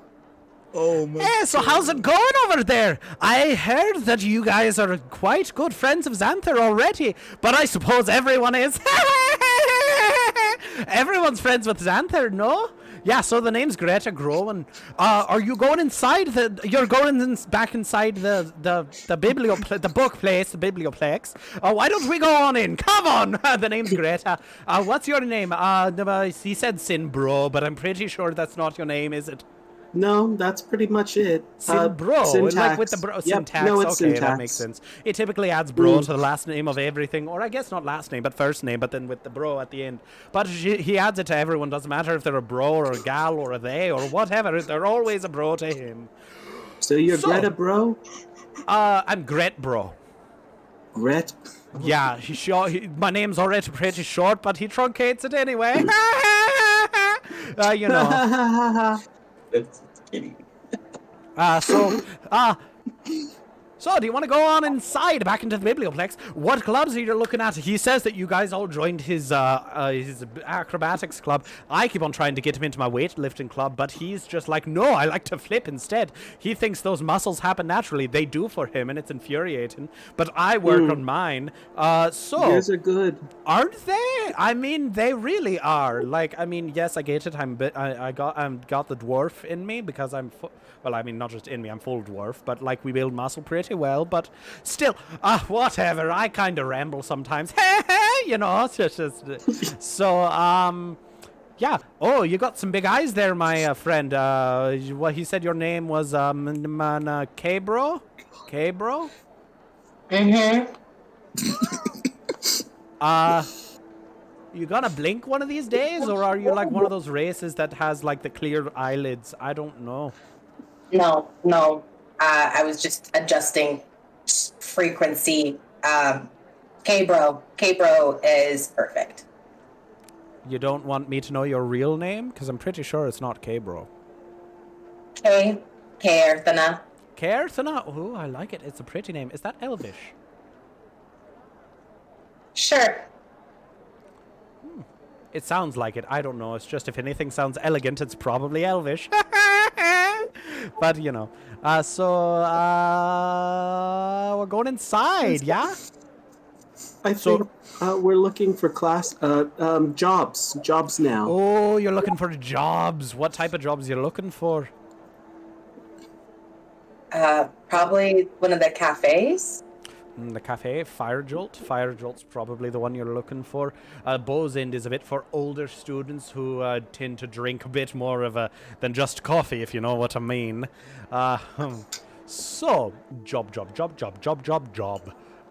She's kind of thinking, and as she's thinking, she has to make noise. She's like, so you're looking for the, well, there's the Biblioplex, Buzz Inn Tavern, but probably not your thing. Campus Grounds, she gestures around herself. That one's a good one, especially if you want to get some vitamin D from, the big sun over there. Because we know what vitamins are in this world. There's the campus magic labs. That's always fun if you're a snooty two shoes. Dormitories. Fire Jolt. That's the one that you said. I can take you there if you want. I like to try to help you new folk. Sometimes I forget to breathe when I'm talking. There's intramural fields. That's a fun one. That's probably my favorite because, what can I say? I like me some good field jobs? No, I just like the sports, I think. Whatever. I digress. There's also Performing Arts Society if you like those, if you're very into those Prismari folks like Xanther over there. Whew, they're kind of characters, aren't they? Yeah. So, and then there's the stadium. That's where I work. So if you want to work with me, we could work at the stadium. No, it's a good job. It's a good job. Do you want to work in the stadium? I think you want to work in the stadium. No? What school are you? Oh, you're wondering what school I am? Take a guess. Take a guess. Who do you think I am? What do you think I am? Silver Quill. That's the first time I've gotten Silver Quill, but I will tell you, it is not correct. Come on, you got 4 more guesses. Literally, it's a 1 in 4. It's like a coin toss, but not at all. It's like double. It's like double a coin toss or half a coin. Someone say like rolling a 4-sided die. 4-sided die, yeah, that's a thing. Those are the ones that look like the little pyramids that hurt when you step on them, like no? a pyramid. Yes. Yeah, yes. The LARP club uses them all the time. I don't really get it, because I thought you didn't use dice when you're in person, but apparently they also play on a table. Prismari. You're Prismari. I'm not Prismari. I know. Oh, wow. I'm pretty outspoken. People say I talk pretty loudly, but I'm not Prismari. I think I got a little bit more going on in my head than that, but ooh, nice. Oh, did you bash him too? And Quandrix. Quandrix then. No, I don't have that much going on in my head. So Lordhold. Yeah, exactly. It needs to be a little bit dumber. It needs to go the dumber route. That I joke. We're actually very smart, but I'm kind of the one that likes to do the excavating and less of the history part. But so, I forgot what I was talking about. Oh yeah, so I'm the jobs. So there's the stadium. There's also Biblioplex. If you want to go back in there, there's some jobs represent there. Fire Jolt's right next door, so we could go there too. But have you looked at all the clubs? You sure you're done looking at clubs? Anything else you want to look at? Because it's all in there. I suggest you do that. Grab your oh my goodness, your class schedule. Forgot what it was called. But you could get that class schedule, and then you can go and check out the other areas and get jobs, right? Might as well do it all in kind of one fell swoop. You're right outside now, so yeah. We'll do that. Do you need me to accompany you? Because I can keep you company. I do like making sure that everyone's happy and healthy. Not quite as much as Nora likes to keep everyone happy and healthy. Am I right? Have you met her yet? She's very kind. But, she's at RA. Yeah, she's yeah. So. Oh, are you sworn enemies? What? No, that seems so vicious. No, Nora's great. Her mugs kind of suck, but no one tells her that in person. No. Because she tries so hard that it just kind of breaks her heart. Like, you'd think she'd have some talent if she was in Prismari, but, she's great. Again, no one tells her this to her face, because, we all care about her. But we all know it's pretty shit. Yeah, but I told her they were nice. Yeah, I think the teachers, I can't even tell her they're bad. I think they tend to say they got spirit or charm. Whenever a teacher says your thing has charm, it's it's always shit. Oh, is that what Minerva was? What was her? What was the owl woman's? Melinda? I want to. Oh, yeah, she's, Melinda, it's not Minerva. We're not in Hogwarts. No, I have no clue who Minerva is, but Melinda, Melinda, yes. So that's how Melinda. we got that vibe with her. that what? What about that vibe? Oh, with the her? like you've got spirit type thing. Oh She no, doesn't she's like actually us. very into spirit. Oh, not liking you. No, she likes everyone. I've never met someone she doesn't No, like. It's not true. She's very concerned about us. Us too specifically. that's true. Oh no, are you guys like a bad lot? Does the school not I really mean- like you? I mean, it's just more so difference in opinion. She I sees mean, like, family look as all over there. lovey-dovey. I see family more as knife at her throat. Okay, I will say I don't know if that's a healthy look at family, but I also grew up in a dwarven household, and you know we got lots of siblings there, so I can't really. Haha. Yeah. Kerthana, you really got those big eyes. What's going on?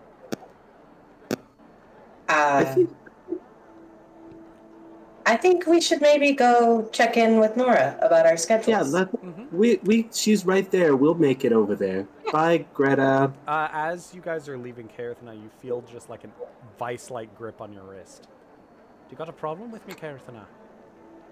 No, not a problem at all. Okay, because, I mean, I keep on seeing your eyeballs going up like that, and I don't really like the way you're looking at me with it. Look, I've just been being friendly this whole time, and you seem to be very, very much so not liking me. I think you have a very big personality, and I think I'm not used to that. I don't have any issues with you. Good, just wanted to make sure. She Can I releases have you. my wrist back? Yes, you totally can. You got nice little delicate bones there. Have a good one. And then she trots off the other direction. What the fuck was that? I thought she was gonna kill you. What was that? I don't This know. school makes no sense. Everyone wants to be your family, and then they get really just confused. I could take care of her if you need me to. Let me know if you see her around again. Yeah, we'll look.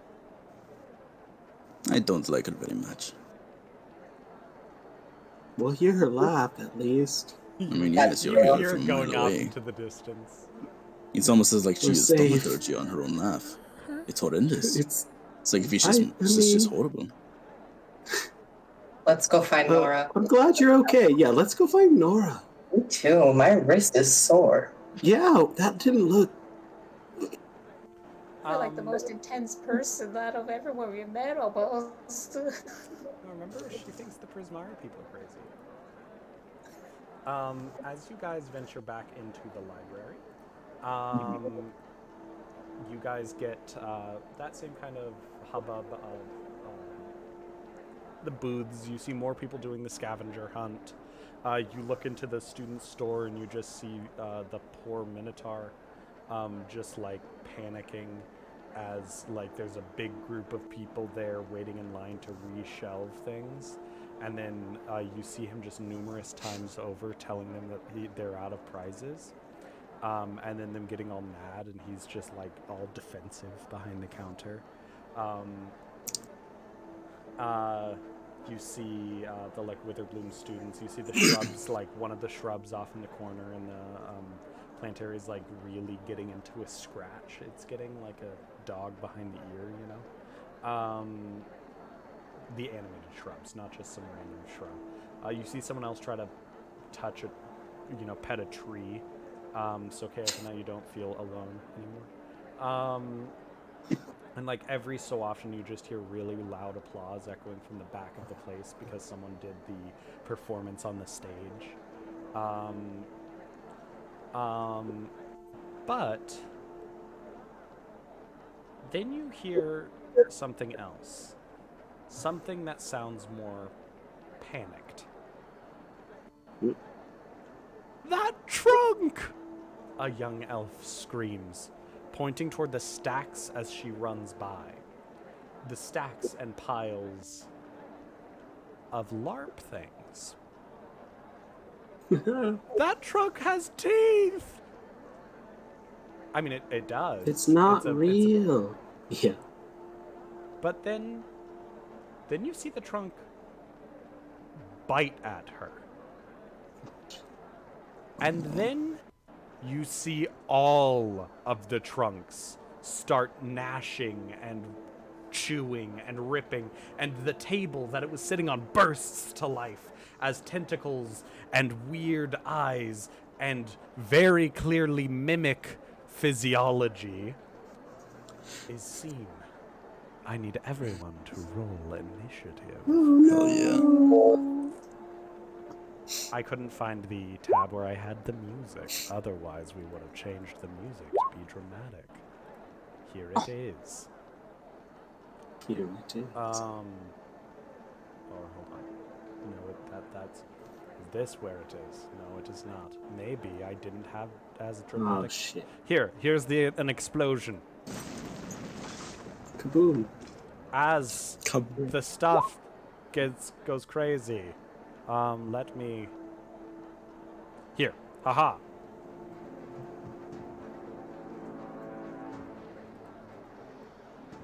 Kerblam.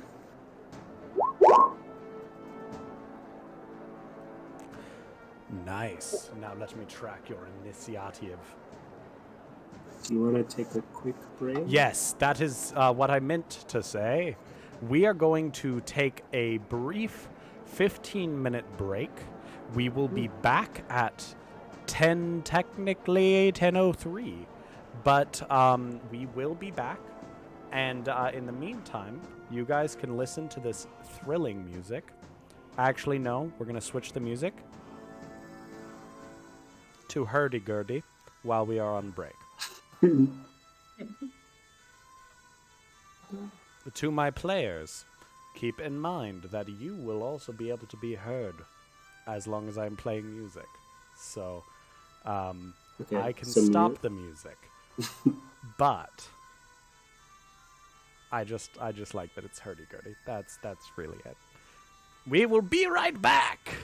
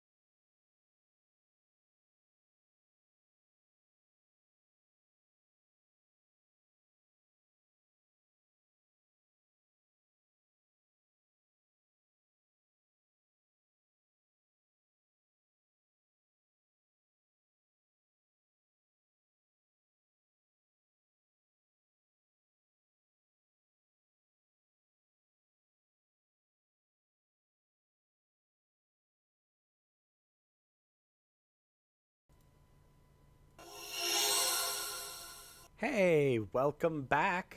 We had to take a little short break there, but we are back and we are getting ready to fight a mimic that was posing with all of the live action roleplay club props and whatnot.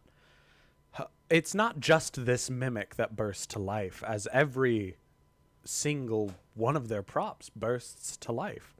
Chaos erupts in the library as students stream in all directions, their books and papers flying into the air as they shout in fear. Some of the faculty mages in sight are trying to deal with panicked students. Some of the others are crushing some other animated objects that are, or mimics, or whatever they are, that are attacking the crowd. But one in particular seems to slip through and is heading your way. You could run with everyone else, or you could stand and fight and possibly make a name for yourself during orientation. I think it's time to step up. You all rolled initiative. I have it on my end. Let's get some fancy schmancy music going. I need to turn myself up a little bit.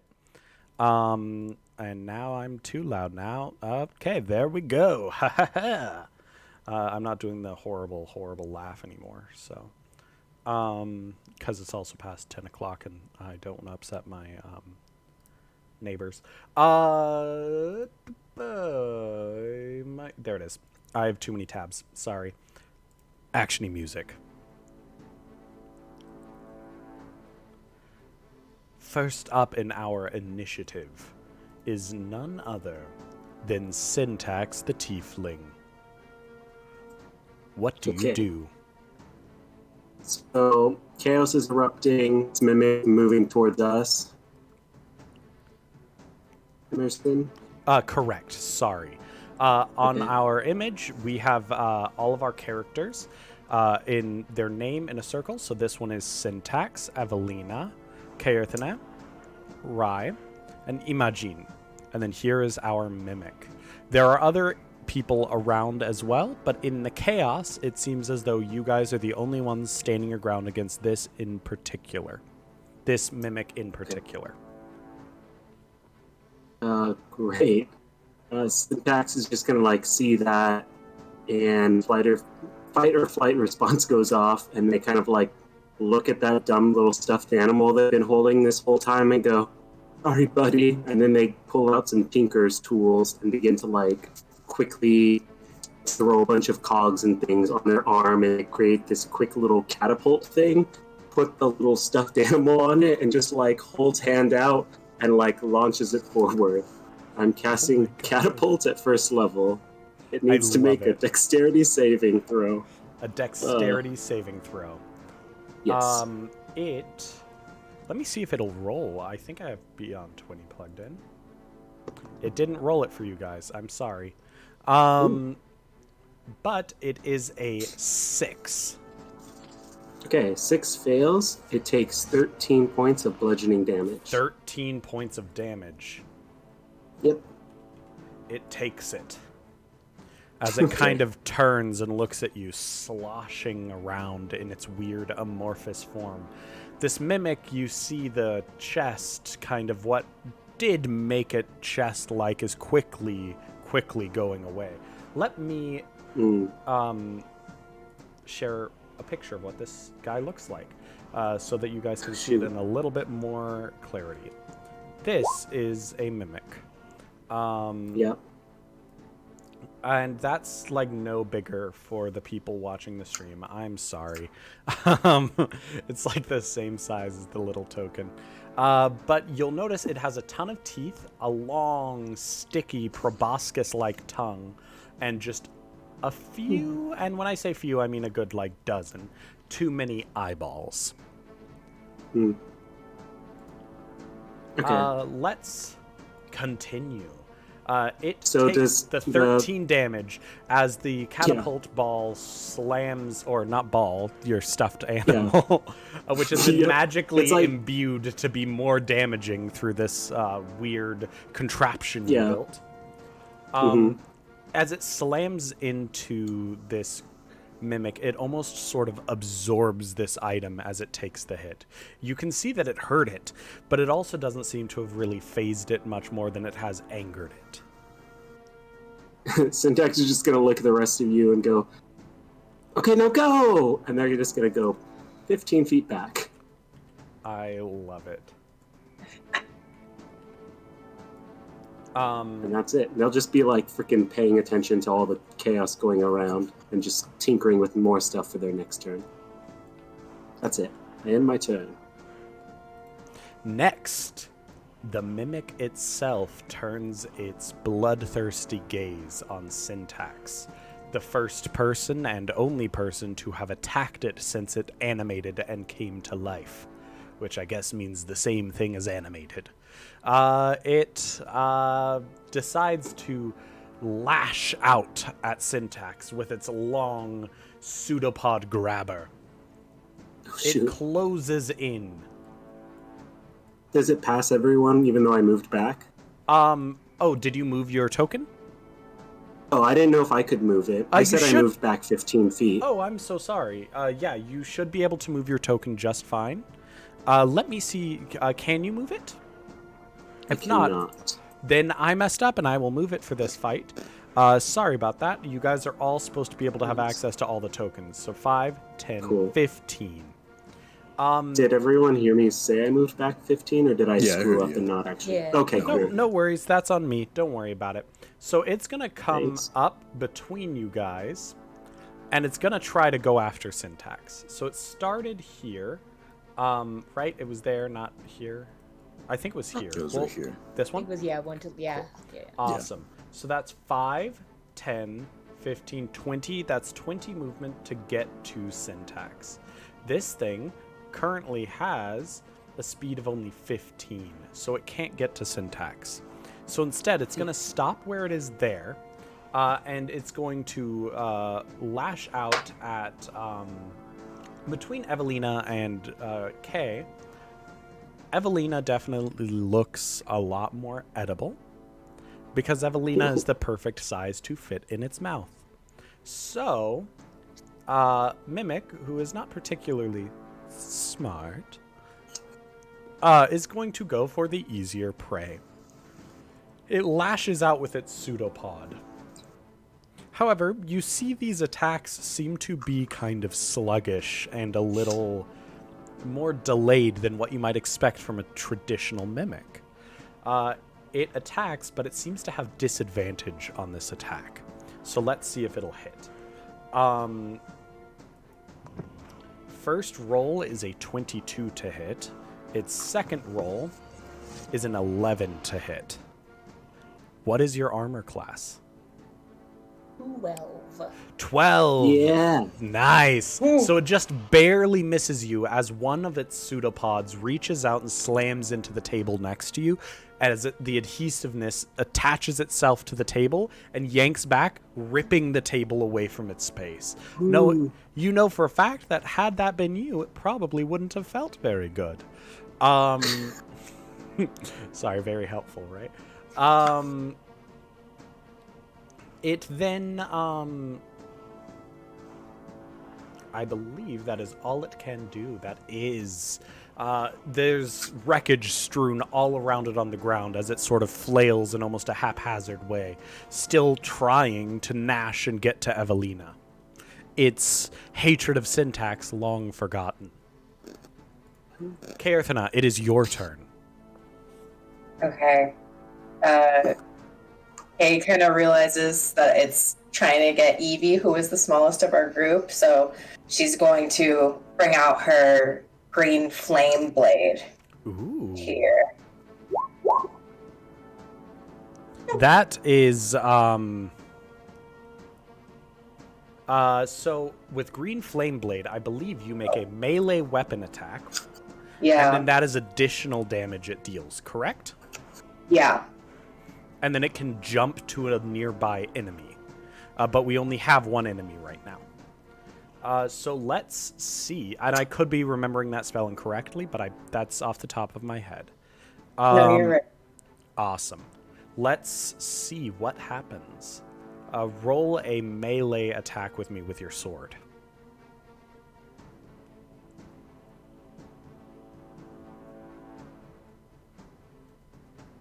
Which one is that going to be? So in your items, your equipment, do you have your weapons equipped? Yes. Okay, cool. So now under attacks, you should have your weapon attacks. Whether that's a sword, a dagger, I believe it just needs to be a melee weapon worth at least 1 silver piece. So just any melee weapon. And you can do this with it. And it should be listed under attacks.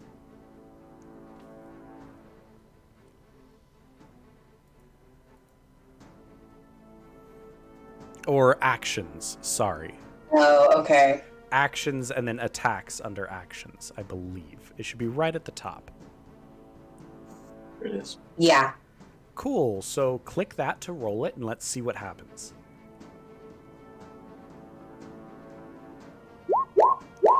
That is a 6. That seems like... There, perfect. It seemed to roll the damage before it rolled the other. But that is a 22 to hit. That is insane. It deals 6 damage plus 3 fire damage as you just tear into this thing. So that is a total of 9 damage. It's still looking relatively okay. You guys can see that you are injuring it as this kind of weird black sap-like blood is bubbling up from where you slashed it. But again, this thing is weird and amorphous, so as soon as you cut it, it seems to kind of pull itself back together. You get the feeling it's not healing, but it also is not damaging it enough to put it down. Is that all you're doing this turn? Would you like to move anywhere? No. Okay, cool. Next, Imagine, what are you doing? Yes, Imagine. And you cannot control your token, correct? So I'll move it for you. That is very true. Where do you want it to go? Imogene's gonna want to block the... actually... Let's see... Yeah, the space between... Like, right next to Evelina is where Imogene's gonna run up to. Okay, right here? Yeah. And Imogene's gonna... take out a spear. Nice. Just jab at it. Go for it. Let's see. So this will be like a two-handed... Two-handed, like, yeah. Just so jab on it. Perfect. Go for it. Oh wait, wrong one. That's a damage. Gotta roll for it to hit. Okay, so that is That was a 10 hit. a 10. It barely misses. You stab at it, and it kind of shapes itself around the spear, making it so that you just barely miss it. As you pull back out the spear, it sort of chatters at you. Maybe the closest thing it has to kind of a taunt, but that might be reading a bit too much intention into this bestial thing. Mm-hmm. What else would you like to do? Question. Yes. Would the spear be considered a monk weapon? It's a simple weapon, correct? Yes. Then yes, it would. Excellent. So then with that, I'm going to use a bonus action to make an unarmed strike. Perfect. For future reference, I don't think you attacked with the spear with 2 hands, because that would be, what, a d10 of damage or something like that? It's a d8. Okay. For future reference, for a monk, you cannot attack with both hands and then do the offhand strike. Okay. You'd have to attack with one hand and the other. But again, doesn't matter right now. We didn't know that going forward. So going forward, yes. It also might have changed if you had hit, but you didn't. So let's do that bonus action, okay? The idea is that you have to have a free hand in order to hit. 18 to hit. 18 will hit.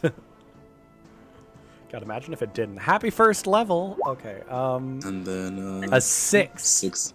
6 damage as you slam your fist. Just spear doesn't work. When in doubt, punch. Right? It takes 6 damage as you just feel it kind of crunch into your fist. And as you pull back, you're certain it definitely kind of felt like you actually hit a chest there, not just a mimic. As you pull it back, you can see kind of broken wood at the top that feels far more, well, wooden than a traditional mimic. Looking at it, you can tell that this thing seems like it's not doing that great anymore. It seems kind of bloodied. If we are to say that bloodied means less than half health. I don't know why I worded that so weirdly. Okay, next is Ryza, assuming that Imagine is done with his turn. Yeah. Cool. Ryza, what are you doing? You didn't move, right? I'm going to. Can I move my guy? The token. Yeah, my token. Oh, I'll I move will my- move them. Don't worry. I thought I gave you guys permissions, but apparently I messed that up a little bit. So I will move your token. Do you want to go around it? Like to over Yeah, I here? want. Yeah, I want to go ahead and just stand right there. Pull out my Perfect. crossbow. So just real quick, crossbows are ranged weapons. So if you're standing right next to your target when you fire it, you're actually going to have disadvantage because the idea is that it's kind of not all that Yeah. practical and yeah. But if you stand somewhere like right here, just stepping to the side around K, you can totally just blast the thing. Okay, then I want to do that then. They Cool. move over one square, pull out my crossbow, and take aim. Awesome. As you fire your crossbow, let's roll and see if you hit it. And again, I'm only saying this because some of our players are a little bit less experienced with D&D. Otherwise, I wouldn't be trying to correct where you're moving or anything while we're playing. So I hope you don't feel as though I am making your choices for you or anything. That is a 7 to hit. Unfortunately, that will not hit. You get the feeling that as the bolt slams into the side of the chest, it's just wedged in the wood and didn't really deal any damage to it. Is there anything else you would like to do, Rye? No. Okay. Next, I believe we are back to the top of the round. No, we're not, because I forgot Evelina exists. I'm sorry, Evelina. Also, Dylan, do me a favor. If you can scoot in a little bit, you might be in the frame a little bit more. No worries. I just like seeing your beautiful face. Thank you. Awesome. No worries. Thank you. Evie, what is our little owlin doing? Well, first she's gonna scream after that attack from like Fair. and then she's going to use her wings and fly up, trying to get out of reach. Cool. Are you gonna disengage while you do this? I think Evie would be too panicked to think of that, so no. Cool. So as you take to the air, let me add a fun little icon to your character so that we know that you're flying, not still just standing in the same area, right? Let's see if there's a good icon here. I don't. You know, I could have sworn there was a little wing there. You're not dead. You're flying. Nice. Oh no! You're not dead. It's fine. But You're not dead well, yet. we don't know yet. We don't Yet. know yet. Oh. So as you take to the air and you leave the mimic's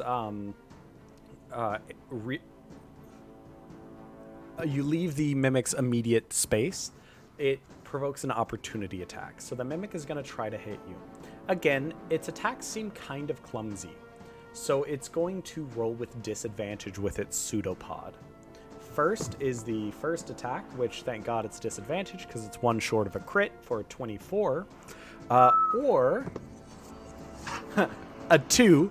No, a 9. I can't read that. I'm sorry. That's a 14. So that is going to hit you. It's a 9 plus 5. Unfortunately, this could hurt.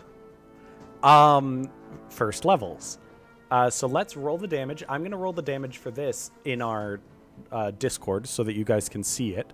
Not Discord, I'm sorry. In our Roll20 so that you guys can see it. I thought I had the plugin set up, but apparently I only ended up setting it up for you guys and not me. So this is a D8 plus 3 damage. So let's cross our fingers and hope it's less than 6, I think. So here we go. Let's let's try this. D8 plus 3. Oh! That is 5, 6, 7, 8 damage. How is Evelina doing? So imagine this. I'm so sorry. No, it's fine.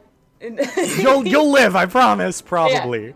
No, this is great. This is great. Because imagine Evie, after being the type the first time streams, in her panic, flies away, doesn't think to maybe try and dodge out of the way. And as she gets hits, she falls down to the floor unconscious. As her... that is all her health. So... Exactly. Her health. Exactly her health? Exactly her health.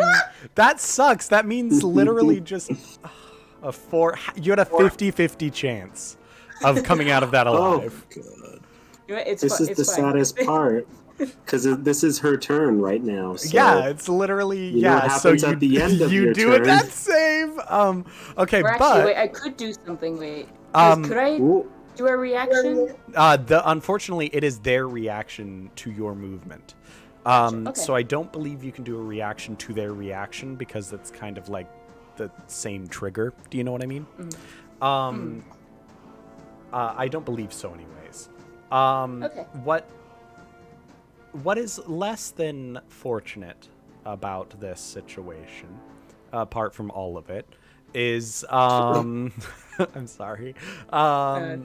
It is my own fault. I said The mimic. Well, I appreciate from a roleplay standpoint that you chose not to disengage.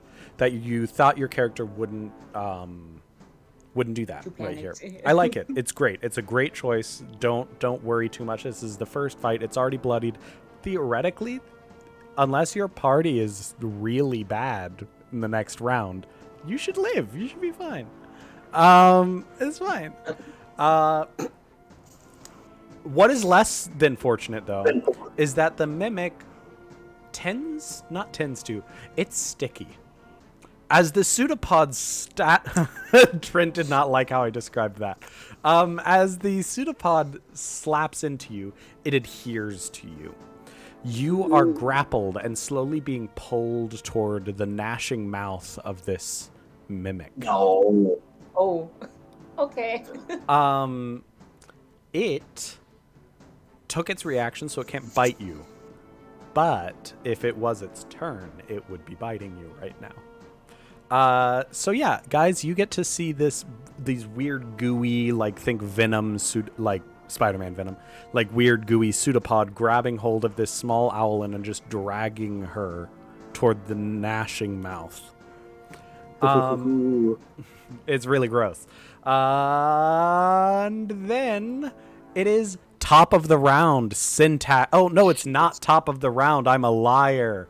It is a death save from Evelina. Oh yeah. Let's see. Good vibes. Should I just roll a d20 from roll 20? Or? Whatever you feel like doing. Okay. You can roll them on D&D Beyond, and it'll cross over by clicking the bottom left little dice symbol, and then there you can set up a manual roll. That's right. Or you can just type /R and then 1D whatever, and you're fine in Roll20. Okay, boys, let's go. Here we go. Heart of the Cards. Heart of Cards. That's Yu-Gi-Oh, but maybe. Graceful What? dice. What'd you roll? Wait, Is where it is one? it? It's a 4. Where is it? I don't wrote it see on. it. It's on the. Beyond. It's on Okay. D&D Beyond. I don't know. It will pop up then, but it's probably pulling what it does with Trent, where it'll pop up halfway through Trent's turn. But I trust that is you. a It's a 4. 4. That is 1 failure. Oof. So, I encourage people to make sure the mimic doesn't attack her next turn. Or you listen, can. I'm it's gonna up do to what I you. want. And Dude, leave. imagine if I actually ended up killing off Evelina after I was like, Okay, hey dude. guys, this should be easier. Like, statistically, you probably won't die. Okay. We'll see what happens. Kills the cutest We'll see. character. I know Kill's like my favorite. Like, I mean, no, not favorite. What? I have no Oh favorites. wow! No, we but already she's know. definitely the I'm mascot. leaving. No, but like she's definitely like the mascot. Like Yeah. she's the smallest, I cutest agree. one. Like Love her. top of the round, Syntax. It's Okay. Syntax, and then it's the Mimic. Syntax was like pulling out his dumb metal lantern thing that we got, and he's like, I should have thrown this first. And like seeing all that is like, oh shit. And like looks at it and like puts it back in his bag, and he's gonna like do his best to run forward. So now that we're in combat, Syntax is an all looks type of person. They are not a good runner. They don't run. They're panicking right now. Do they let me go look to at the melee actual- range? They're gonna stand right next to Evie, like on the north. Yes. Or Actually, there, which it still counts I as was gonna next say, to, but if not I next to the throw Mimic. it, I was gonna say no. They're gonna move right in. I know I'm screwing myself, but they get as No, close it's and quick great. as possible, and they're gonna try to pull them off of it. Just sticky hands. They kind of like look Cool. down at themselves, know that they're just not a very athletic person, and they're like, "Fuck it," and they're just gonna grab onto them and just try to like. I rip Evie out of love that you are making this choice. It is great. There's Do so me many a things I great could do favor better. and roll a strength check for me. Do you want just strength or athletics? This is an They're both athletics. the same. This is an athletics check. I'm having you roll her grapple check. Fun. Okay, they're all -1, so it doesn't matter. Hey, that's what I mean by I love that you're doing this. So I will say, if you fail, you will be trapped instead of Evelina. Oh, really? Would a 1 fail, Emerson? Oh no! So bad. Okay. It was spinning around by the Okay. freaking 2. It was that 220 Now I'm trying again, to and I was think of looking at how the to 20. how to make this worse without just guaranteeing that we kill Evelina. So, Well, Syntax to be fair, question: it was a 2 does to a 1. oh, was it? Oh, a It 2 wasn't to a nat 1. It wasn't a crit. Okay, It wasn't okay. a crit 1. If Then that I'm okay changes with that. anything. That does change things. That changes Okay. things. You are now stuck instead of Evelina, and what I mean by that is you're Okay. both stuck, but you're stuck closer on the proboscis thing, pseudopod, not proboscis. Yeah.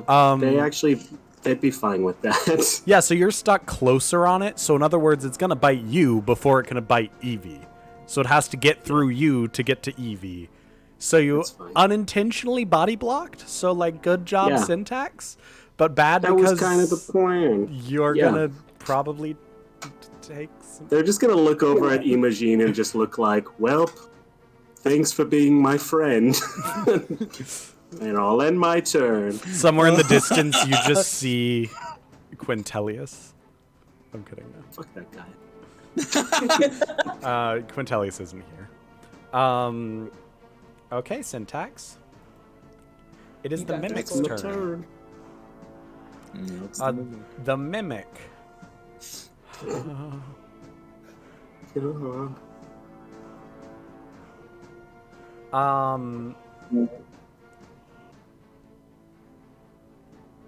Okay.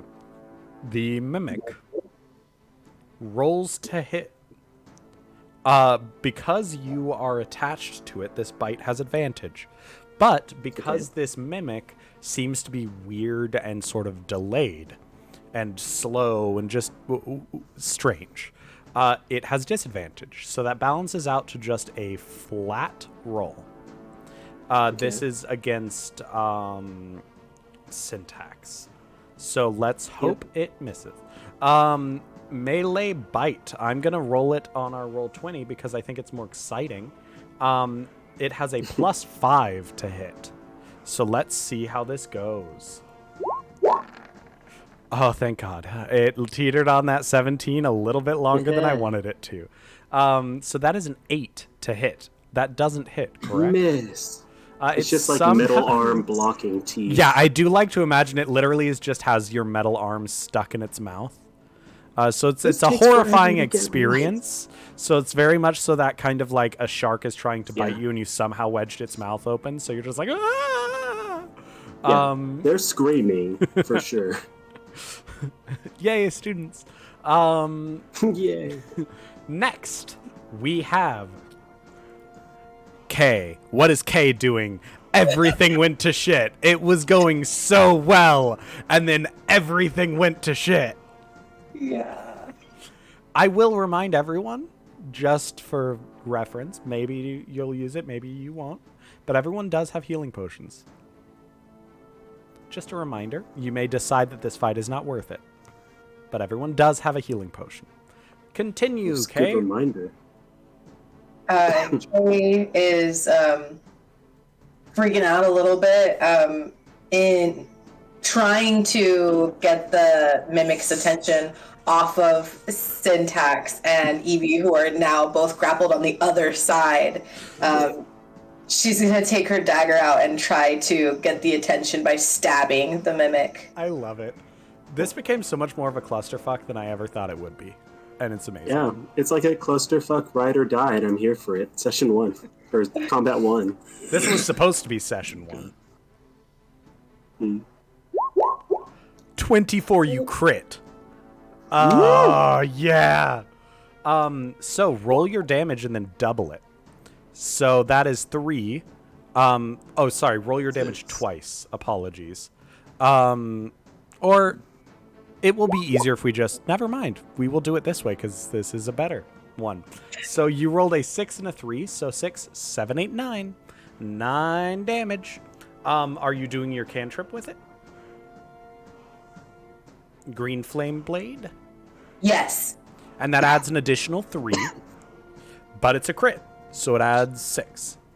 So this is 15 damage? 15? From a dagger? Nice. Holy cow. So how do you want to do this? Yeah! So That was literally, it had 14 hit points. basically, in her panic, she runs up to the mimic behind, and she's just trying to like stab with the flame blade. She can't fully see because it's facing them, but she's just going in wherever she can. It's just the overkill stab over and over. Yeah, yeah, basically screaming as it's happening. Imogene's like prepping a punch, and you're just like, ah! Hell yeah, that was awesome. So you... Oh, I'm clicking in the stream. I'm like, why can't I move the token? You send this thing to the death. Hooray! But we're not out of the woods yet. Evie, roll me a death saving throw. Oh no! Oh, oh. Wait, doesn't anybody... Okay, yes, never people mind. do get to go before them.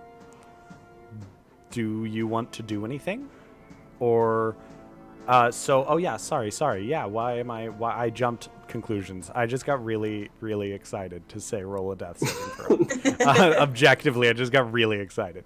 Imogene and Ryza both have turns before this. So Imogene, what are you doing? Keep in mind you can do medicine checks to stabilize people. And stabilizing, it's just a medicine DC 10 check. And if you succeed, you stabilize. What stabilize does is it doesn't heal them, but it makes it so in 1d4, I believe, or at least that's how we're doing it now, in 1d4 hours, they will wake up with 1 hit point. It keeps their death saves and failures exactly where they are, so if they take any more damage, they will resume where they are. But they don't have to make saves anymore, and they do not make saves anymore. They just simply wake up in a certain number of hours. And that is a medicine check. Imogene, what are you doing? Use a potion of healing because I'm not gonna risk that. That's valid. Yeah, go for it. Yeah. Toss a potion, give it to Evie. Nice. So that is a potion of healing. I believe that is 1d4 plus 2. That is 5. Evie, you now have 5 hit points. Ooh. I'm so sorry, Evie. Like Rye and Imogene arguably only got 1 turn, but like you didn't even get a turn, really. I'm sorry. I flew. My God. But you notice that as the fight is kind of winding down for you, it seems to be winding down for most everyone else as well. Whatever was causing these mimics to go crazy, you watch as the table quickly it's swarming over a student until just a massive kick from a very large figure just sends it careening across the room. And then you just see in like superhero T-pose landing Mavinda. What? And she she kicked the table like 15 feet across the room. Wow. And as it sort of skids to a stop, the table stops moving. It doesn't look like she destroyed the table. Like you guys, like there's nothing left of the trunk you guys were fighting. Like it is gone. Mavinda's, it looks very much so like it might be like kind of how yours looked when it was bloodied, but the proboscis, the eyes, all of it just sort of fade. Proboscis, damn it. Yeah, pseudopod. It starts with a P, and I keep on, and it's a sciencey term, but a proboscis is like a long Potassium. tube mouth. They're very different, but the potassium. But yeah, you watch as it kind of calms and seems to stop moving. Sure enough, looking around, a prop sword that was made out of foam was viciously smacking the face of a student. A tree backdrop that was chasing someone like those animated trees with the mouths on it, you know. It like stops and then just thumps over. And it seems like everything kind of stops all of a sudden. And looking down at the trunk before you, it too now just looks like a smashed trunk, not a mimic. Roll Arcana checks for me, everyone. Anyone who is paying attention to what's going on. If you're kind of still in the thick of the fight and you don't think you'd be processing, don't roll it for me. But if you think you kind of want to analyze what might happen, go ahead and roll. Might have happened. No one rolls. I rolled. It was Syntax rolled a Coming out of it, 6. I mean, you can still roll, like you're conscious if you think your character would. But that's up to you. Yeah, you're curious.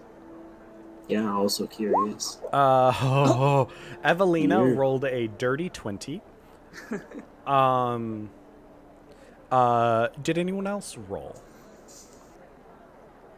Okay, cool. Just wanted to double check that was by choice, not because it just was delayed coming through. Syntax, that's weird. You didn't know mimics died like that? That's crazy. Yeah. Look, Evelina, mimics don't die like that. Like, that's not a thing. Mimics, if they die, like, it'll be a gooey puddle. Like, they're a creature. They just take on the look of an object. No, these were definitely magically animated. But in a way that was almost more corrupted as opposed to, like, an animated object spell. Because it definitely took on very bestial, very nightmarish features, right? Kind of like a mimic. It got the weird pseudopod. I said it right. It got the weird teeth. It got the weird eyes. It didn't just become a trunk that was hopping around. So there's definitely something weird here, but it is definitely magical. It is not a magical creature, if that makes any sense. Mavinda kind of goes around making sure students are okay.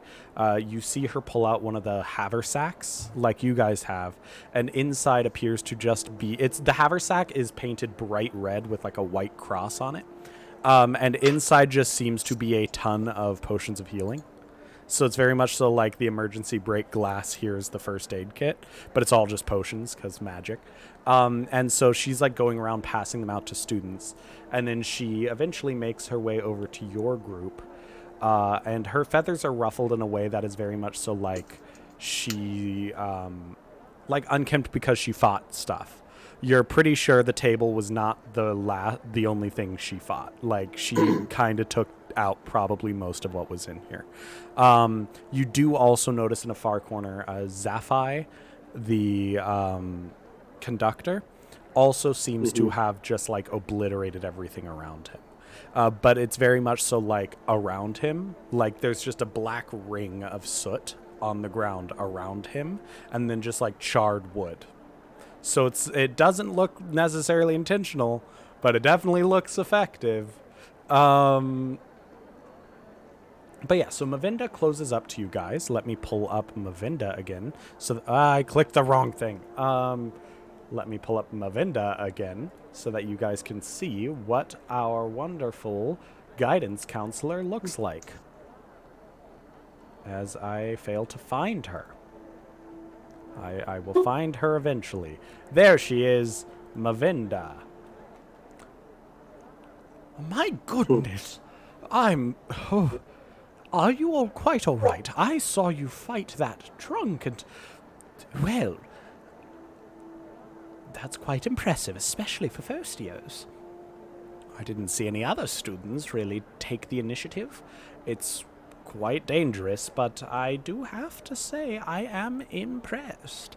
How are you doing, Evie? You could tell for a moment she kind of had to like think about your name, and then she was like, okay, got it. She's like, how are you doing, Evie? It looks like it took you for quite a spell there. A little bit, but I'm okay.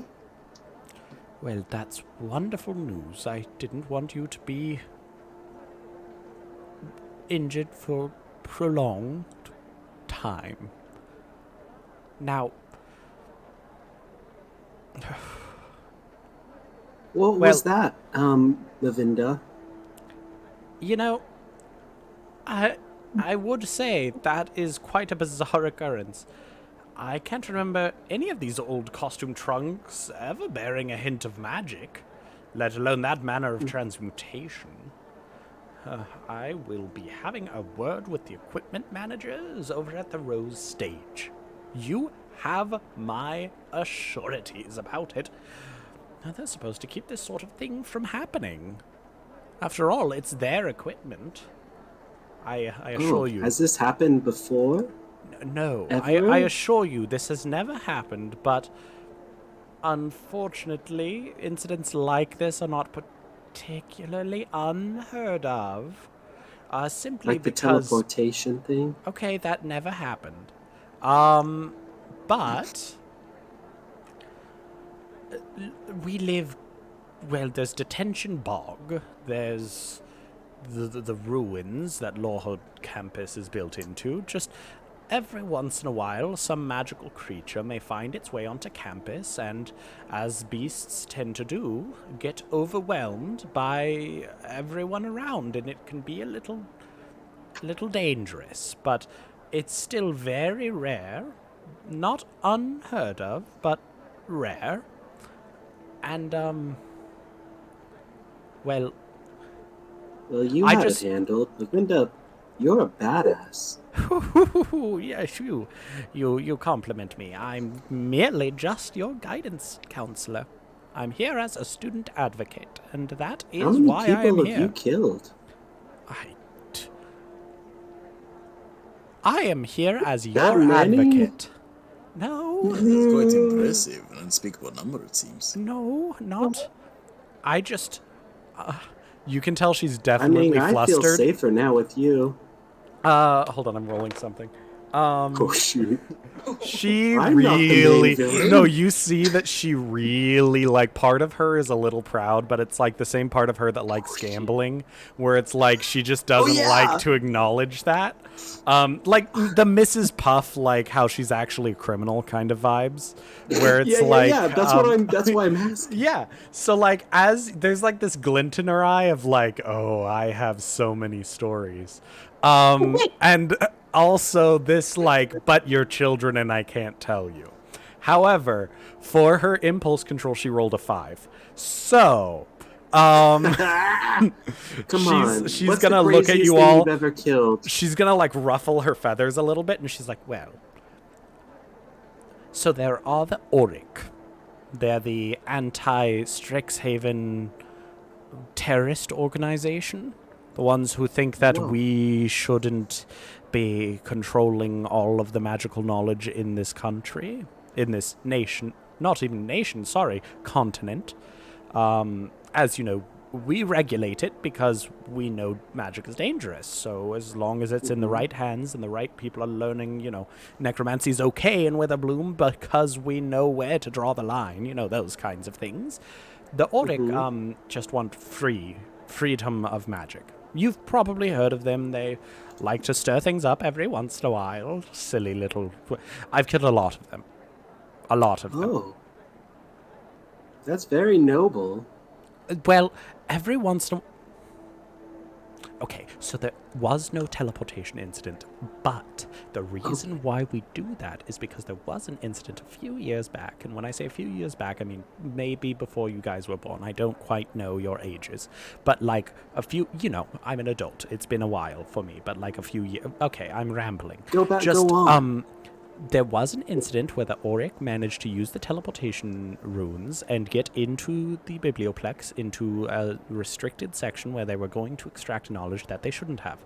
It was a big deal.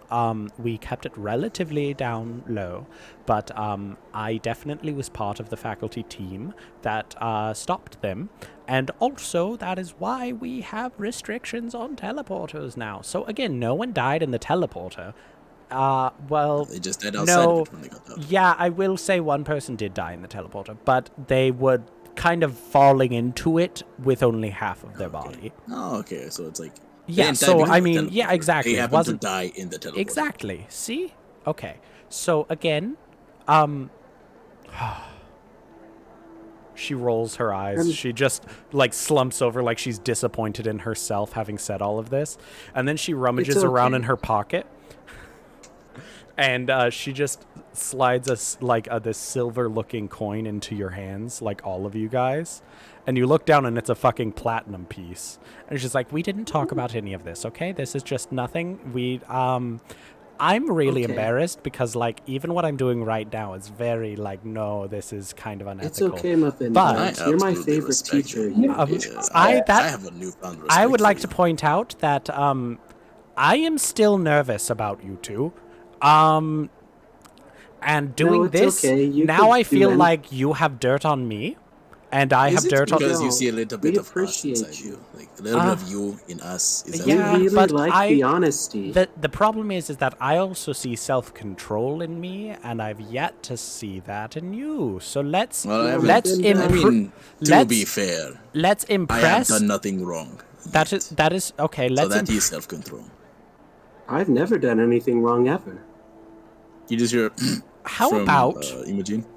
How about we try to impress Professor Mavinda and not fight or kill anything for the rest of your time in school?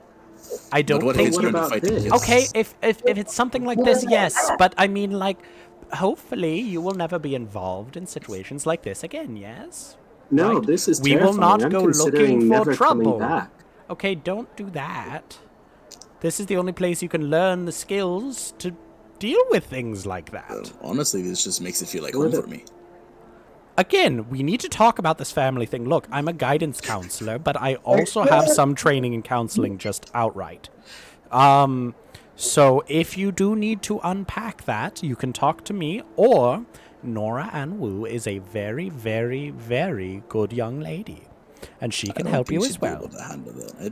I would prefer you talk to me about that than her. I think she wants to be a counselor, but she doesn't understand the weight sometimes of actually having to carry the... Okay, we're sidetracking now. So you're saying she's never killed someone? Anyways. I mean, I hope not. I hope none of you have. No, I have because it is my job. Eyes. I mean, I've done it for job purposes as well. Okay, Wait, again... is that a job? No. I mean, yes, it's Yes. called the Dragon's It depends on Guard. profession. I was a member of the Dragon's Guard before I was a professor here. The military force of Strixhaven, the Dragon's Yes, Guard. Yes. Yeah, You know of I knew them. that. Mm-hmm. I know they Objectively, exist. within law, your character would know of them. Um,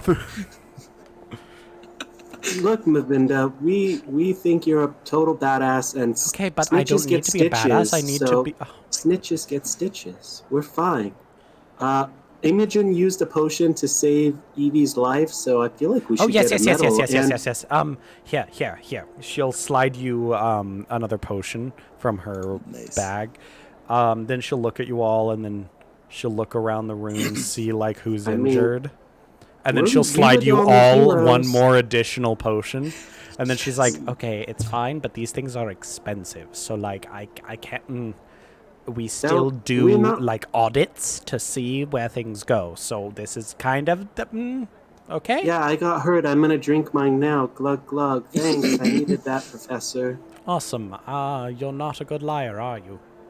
No. He is not. Okay, so That's why I tell the truth. this is why you just don't speak. Just don't speak, and it's not a lie. That's your guidance? Okay. Well, I feel like Oh, that's God why he damn. should I speak. feel like the I more, learned something. The more he speaks the truth, the more unlikely it is Oh. to not tell the truth. The more I I realize feel like how this very works in their favor. why okay. Goodbye. Can She you just go turns around somewhere? and walks Yeah. away. Thank you, Amanda. Professor Mavinda. She just walks away. There's like a slump in her that you're just like, she seems like 10 years older That's- from when I she wanna like be like kicked this Mavinda, thing. oh my God, I Like, love that. I wanted to mention something, but you still Oh. can. Just Yeah, she's go for it. walking We talked- away. That doesn't mean she's gone. She's walking like slumping slow. he's gonna like hurry to catch up Uh-huh. to Professor Minda. Wait, Professor, wait. She like stops, almost about to like step on you. And she like looks. She's like, "Oh yes, sorry." You like go up to her knee. She's like, "Yes, what?" The mimics don't seem like they act really how they should. Could it be by chance? Maybe that one group you were talking about could maybe have something to The do with Auric. Wait, you're it? what? What do you As if mean? they were, What? Hold on. Show me what you're talking about. I guess bring her to like something like around the room that You're maybe right. once was a mimic and Yeah, you'll like bring her back to the chest you fought. And she like looks at it and she's like, "You're right. The table, all of they all acted like a mimic. But the mimic, you're onto something here. I wonder." She starts investigating the stuff. You can also investigate it directly for me. Because these stuff is right by all of you guys can quickly see that both of them are digging through things as well. So if you would like to look through things as well, you can. Ooh. This would be a investigation check for me. Yes. Loot time. I see a 10 from Deja. and then Evelina got a 14. Okay. Awesome. 16. Everyone who rolled, and then there was a 6 from Imagine and a 13 from Riza. Everyone who rolled above a 12, you notice that the trunk's wood and leather, what remains of it, has been rubbed with a black oily substance. You bring it to Mavinda's attention.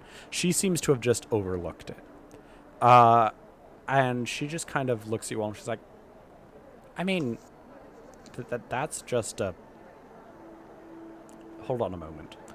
She puts some of it on her claw and then casts a little spell.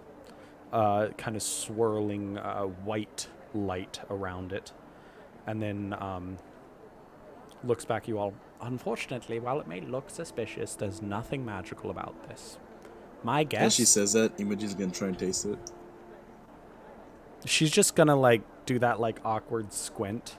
She's like, again, there's nothing magical about it, but that doesn't mean you should eat it. It's very bitter. It's super gross. It's definitely polish. Like it's like think like shoe polish, Ooh. right? Like it's used to polish the leather and wood. And then that's what she says. She's like, I'm pretty sure this is just an eldritch bomb that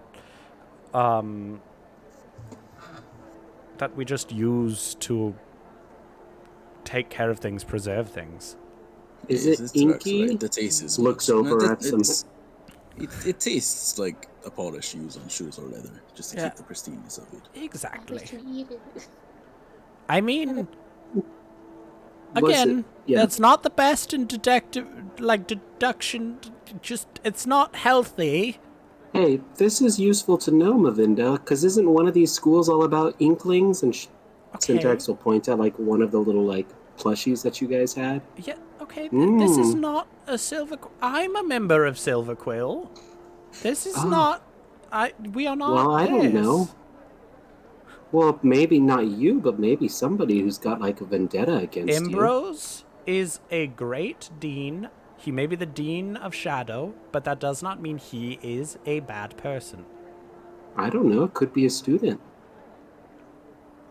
Look, Do you want think all some of- of those Auric people studied under Silver Quill when they graduated, and then were like, the Auric, afterwards? there have always been those who leave the school and join the Auric. There always has been.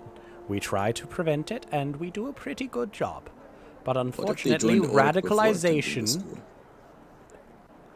I mean, Yeah, it, maybe it there's can still a happen, student here. but we try Ooh. and vet our students, and we tend to vet them quite well. I want you all to stop worrying about this. You are students Oh. here. This is the job for us. I That's appreciate fair. what you have helped us with, but now your job is to learn. Okay? If this Okay. bothers you, if you discover anything through happenstance, you're always welcome to talk to me. I will not be mad at you if you give me more information, but I will be mad at you if you ceaselessly put yourselves in danger to gather information and do the job that the teachers should do. Do I make myself clear? All due respect. You did a Mavinda. great job today. I know what you're going to say, Imagine. What am I gonna say? Hmm.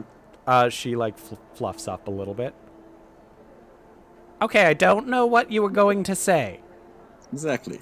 So what I'm going to say is that you say we should treat this like our home, correct?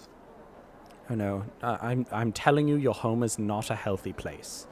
You No, should it's not, stay but here during the holiday. No, but in my home, we are very territorial and we protect our home, and we will do what it takes to make sure it is safe. Yes. That is why I have So killed what? people.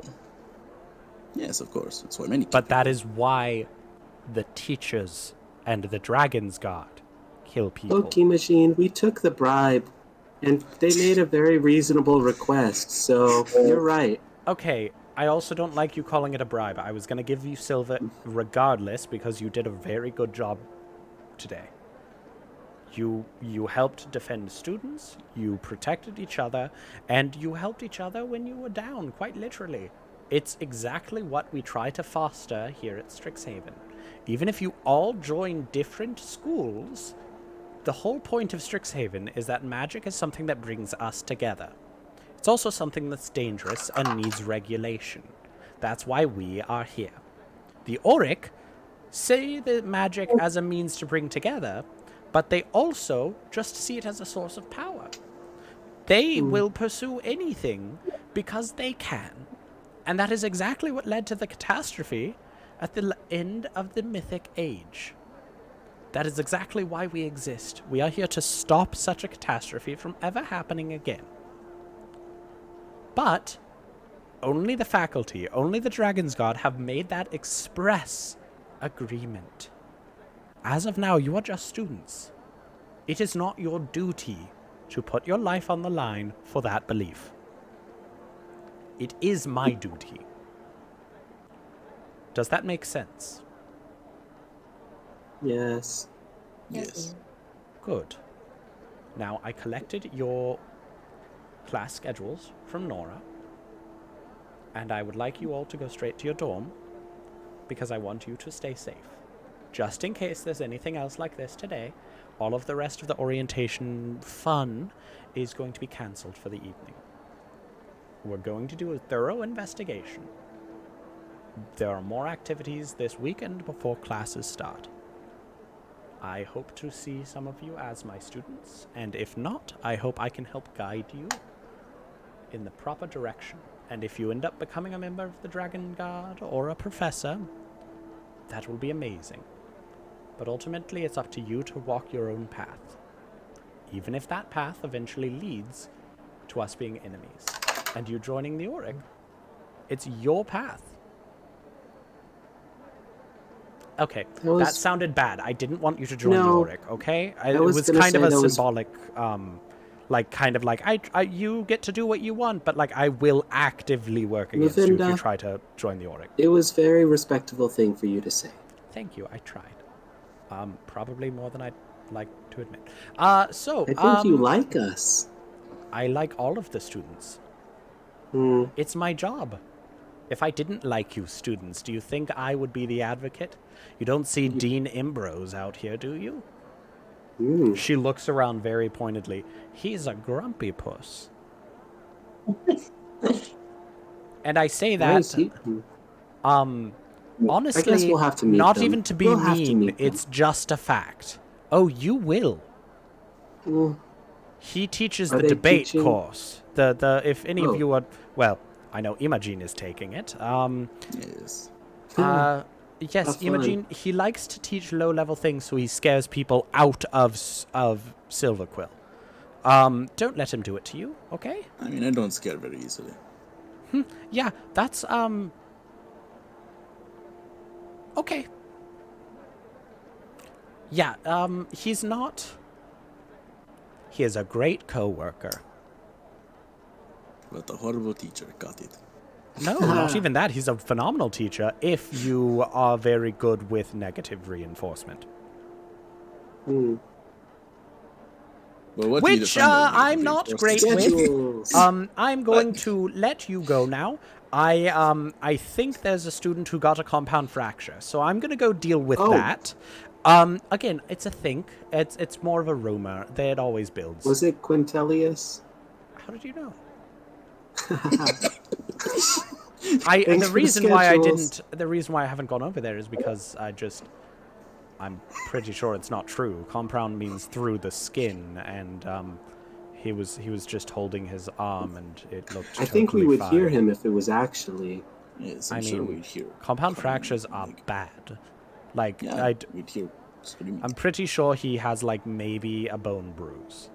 Lavinda, we've got 4 years to talk to each other. You do that. I have to Yes, fix this. I don't know what you're Bye. fixing, but oh shit, your arm. Oh, No, I mean I can shoot, fix it. shoot your arm. It's all right. I don't I know know what how it to is about fix this that. group. My filter is so good with everyone. Whatever. She just, I said, walks you off. think you actually like us. She Bye. just walks off. Like you're like, I think you like her. Okay, she's gone. Hmm.